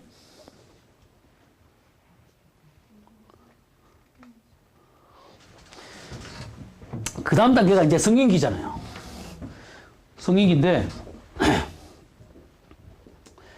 이 사람이 크게 인생을 두 단계로 나눈다면 인생을 살아갈 준비를 하는 단계와 준비된 걸 펼치면서 사는 단계야. 두 단계인데 이 준비하는 마지막 단계가 사춘기예요. 그 다음부터 펼치면서 사는 거야. 인생을 준비하는 거야. 그래서 인생 요즘은 옛날에는 사춘기까지 준비가 다 끝났는데 요즘은 사춘기까지 해도 준비가 덜 돼요. 준비할 게 워낙 많아. 세상이 복잡해서. 그래서 요즘은 사춘기가 연장이 됐어요. 연장된 사춘기. 몇 세까지인지도 몰라. 사람마다 다 틀려요. 30 넘어도 안 끝나는 사람이 있고 30 전에 끝나면 다행인 거야. 개인마다 달라요. 이 자아정체감이 제대로 만들어져야 이때까지 만들어진 자기를 펼치면서 사는 게 우리의 삶인데 이 펼치는 게 바로 성인기에 나오는 그 친밀감이에요. 친밀감. 들어보셨죠? 친밀감? 친하다는 뜻이 무슨 뜻인가요? 응? 친하다. 어떤 개념이 있죠? 뭐라고? 얼마나 돈을 빌려줄 수 있는. 그게 기억나나 보죠? 친하다는 말을 바꿔서 질문해 보겠습니다. 여러분들이 지금 나하고 가장 친한 사람이 누군가 생각해 보세요. 생각나서요? 대답하라고 얘기 안 할 테니까 생각만 하라고. 부담 갖지 말고. 진짜 친한지 안 친한지 내가 확인을 한번 해보자고. 그 대신에. 내가 정말 그 사람하고 나하고 친하다는 걸 어떻게 알 수가 있느냐. 이걸 좀 생각해 보세요. 내가 남편하고 친하다, 누구하고 친하다 이런 생각을 했으면 그 사람하고 나랑 친한 걸 어떻게 알 수가 있을까? 공감대. 예, 공감대 형성하는 것도 친하니까. 그렇죠. 신뢰? 그 신뢰할 수 있는 것도 친한 거고. 그러니까 여러분들이 생각하고 있는 건 다 합쳐야 친한 거예요. 각자가 무슨 생각을 했든 간에 그 모든 걸 다 합쳐도 다 모자랄 수도 있어요. 근데 그걸 한마디로 얘기하면 내가 그 사람을 위해서 얼마나 희생할 수 있느냐예요. 친하다는 건. 나를 얼마나 그 사람을 위해서 나눠줄 수 있느냐. 내가 이 사람하고 친하면 이 사람을 위해서 내가 희생을 하더라도 희생이라고 느껴지지가 않아야 친한 거야. 내가 손해보는 느낌이 들면 이게 희생이잖아요. 그러면 안 친한 거야. 그래서 돈을 얼마 빌려줄 수 있냐. 그게 그거야. 돈을 얼마 내가 10만 원 좀 빌려줘. 빌려주기가 너무 아까워. 그거밖에 안 되는 거야, 친한 게.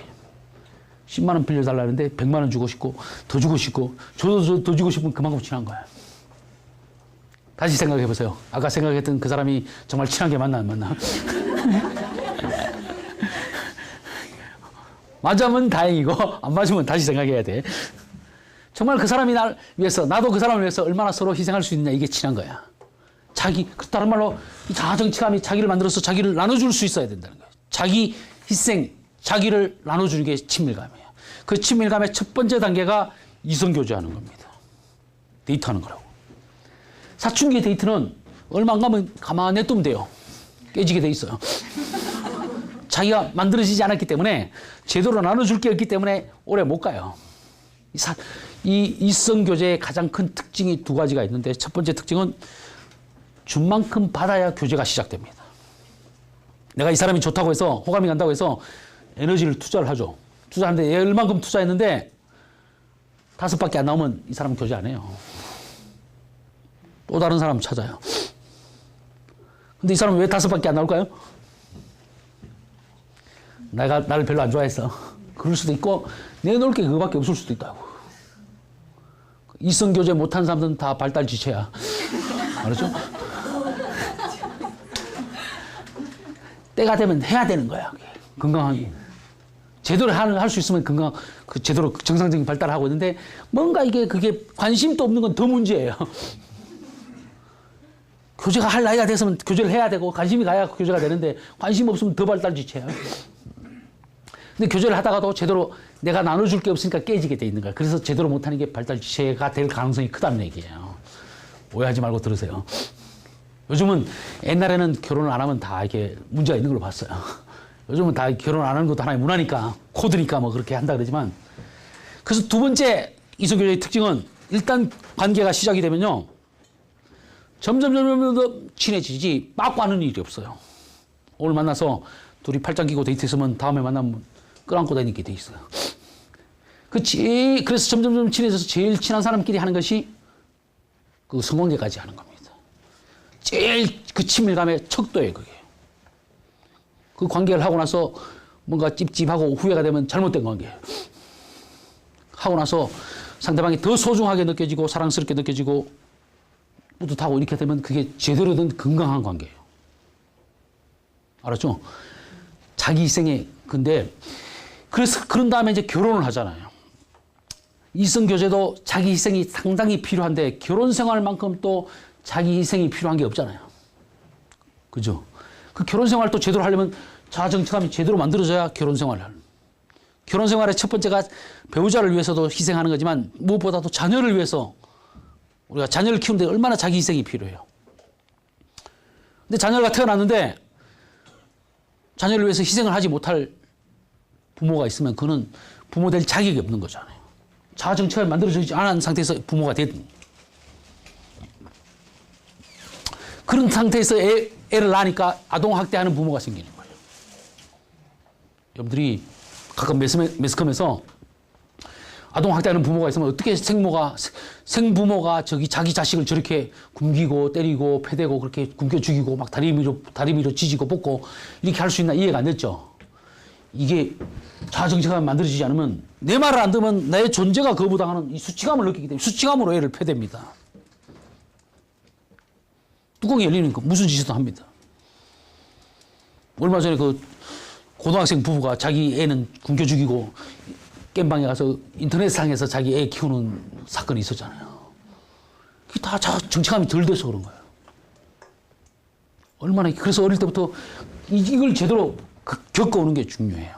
그 사춘기 때 이걸 제대로 이 방향을 많은 사람은 이 사춘기 자아정체감이 건강하게 잘 형성되지만 이쪽이 많은 사람은 이게 제대로 만들어지지가 않아요. 그래서 사춘기에 대해 여러 가지 어떤 질풍노도 같은 여러 가지 그런 사춘기의 증상들이 일어날 수가 있어요. 그래서 여러분들이 자녀를 키우다가 사춘기에 아이들이 막 반항을 한다든지 뭐 여러 가지 그런 일이 일어나면은 때가 돼서 얘가 이쪽 경험을 많이 해서 이런 걸 제대로 만들려고 이렇게 하는 거구나 하고 건강하게 봐줘야 돼요, 그걸. 그래서 어느 정도 수용을 하고 어느 정도 적절히 컨트롤을 해야지 너무 지나치게 맞서서 하면 더 사춘기 애를 더 베립니다. 그 사춘기가 되면 말을 해도 그냥 말하면 말하는 것 같지가 않아요. 그래서 막 쌍시옷을 써가면서 말해야 말하는 것 같고 내가 팍 이렇게 해서 얘가 깽깽할 때 그때 내가 존재감을 느끼는 거야. 남자애들은요, 다른 모든 사람은 다 사고가 나도 나만 사고 안 날 것 같고 사고가 나도 다른 사람은 다 다치더라도 나는 안 다칠 것 같은 거야. 그래서 만용을 부리면서 높은 데서 뛰내리고 별짓을 다 하는 겁니다. 여자애들은 아무도 날 쳐다보지 않는데 모든 사람이 날 쳐다보고 있다고 착각을 해갖고 길 가다가 넘어지면 아픈 건 둘째 문제고 쪽팔리는 게 제일 무섭습니다. 그래서 모든 사람이 다 쳐다봤다고 학교 가서도 그 자리에 없었는데 모든 사람이 내가 오늘 오다가 어디서 넘어졌는지 다 알고 있다고 생각해 쪽팔려서 고개를 못 들고 있는 거야. 끊임없이 남과 비교하고 내가 누군지도 몰라요. 인생이 가장 두 번 힘든 시기가 있다는데 자기가 사춘기를 지날 때와 자녀가 사춘기를 지날 때라 그래요. 이때가 가장 힘든 거예요. 그래서 사춘기 그 자체가 상당히 힘든데 이때는 그래서 사춘기가 되기 전에 부모 자녀 관계가 잘 돼서 제대로 이렇게 할 수 있는 그게 돼야 이 사춘기를 잘 겪고 그 다음에 인생 준비를 잘해서 그 다음에 펼치면서 사는 게 우리의 인생이에요. 이렇게 발달돼 가는 거예요. 이렇게 발달돼 가서 사람이 그렇게 되는데 그래서 오늘 아까 제가 맨 처음에 얘기했던 사람의 행동이 이런 과정을 겪으면서 정상적인 발달을 해야만 정상적인 행동을 하게 되는데 그러지 못하면 이게 여러 가지 부작용적인 이런 이상심리의 문제가 생겨나는 거예요. 이 정도까지는 아니다 하더라도 이 중간쯤 어디에서 뭔가 여러 가지 그런 그 행동들이 일어나게 돼 있는 거예요.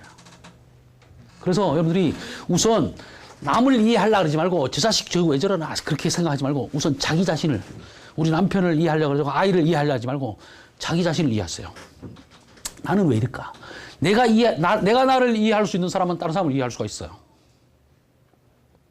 내가 나를 이해 못하면 다른 사람도 이해가 안 돼요.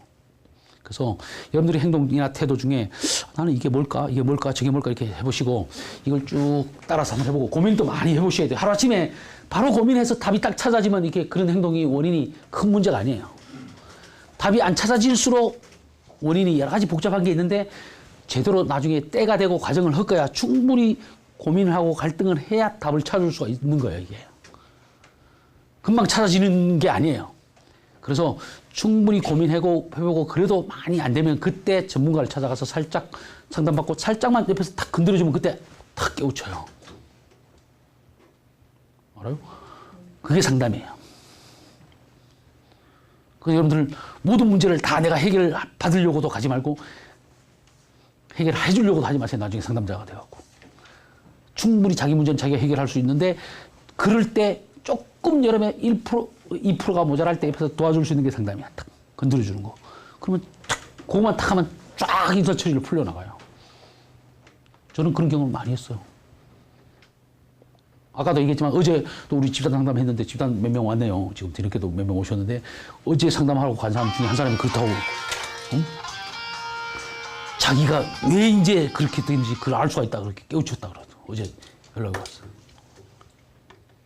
이해되세요? 자기 자신을 이해하는 게 우선이에요. 자, 이제 좀 이해가 됩니까? 여러분들 강의 듣기 전이랑 강의 들은 다음에 뭔가 변화가 있었어요? 좀 달라져요? 시각이? 이게 나이가 드신 분들은 후회는 많이 되지만 이해는 더 많이 될 거예요. 이 나이가 젊은 사람들은 후회될 거는 그렇게 많지 않는데 그만큼 이해되는 게 짧을 수가 있어. 그만큼 경험이 더 필요한 거예요. 혹시 질문? 예. 어떤 사람이 있는데요. 예. 무조건 화를 내지 않는 사람은 어떻게 이해가 나요? 그 이제 그거 갖고 딱 얘기하기 힘든데 우선 첫 번째 잘 들으세요. 화를 내지 않는 게 아니에요. 화가 나도 표현을 안 할 뿐이에요. 그걸 아시면 좋을 것 같아요. 그러니까 겉으로 드러나게 표현하느냐 그렇지 않느냐 이거예요. 그런 것 같고 잘 보면 알아요. 그 사람이 화가 났는지 안 났는지. 근데 화를 표현하는 방식이 다른 거야. 외향적인 사람은 화가 나면 그냥 막 성질 내고 이러지만 내향적인 사람은 웬만해서 드러내지 않습니다. 화가 날수록 더 꾹꾹 누르고 있어요. 전혀 엉뚱한 표정을 하고 있어요. 그래서 겉으로 드러나는 게 다가 아닌 거야. 행동은 우리가 사람의 어떤 겉으로 드러나는 게 행동인데 행동은 겉으로 드러나는 거야. 그 이면에 우리가 빙산이 있으면은 표면에 드러나는 건 이게 5%도 안 되잖아. 그러잖아요. 이게 행동이에요. 이 속에 있는 게 다 다른 거야.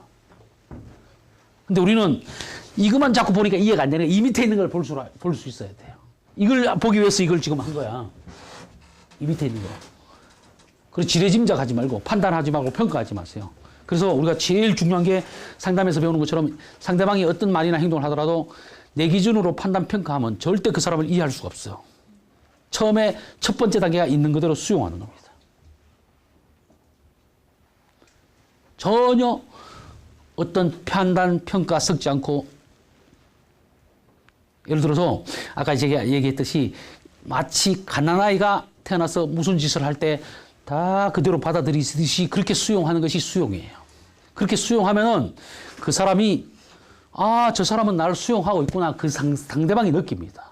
느끼면 그 사람이 나한테 그걸 표현해와요. 표현해오면 그때 그게 뭔지 이해할 수가 있어요.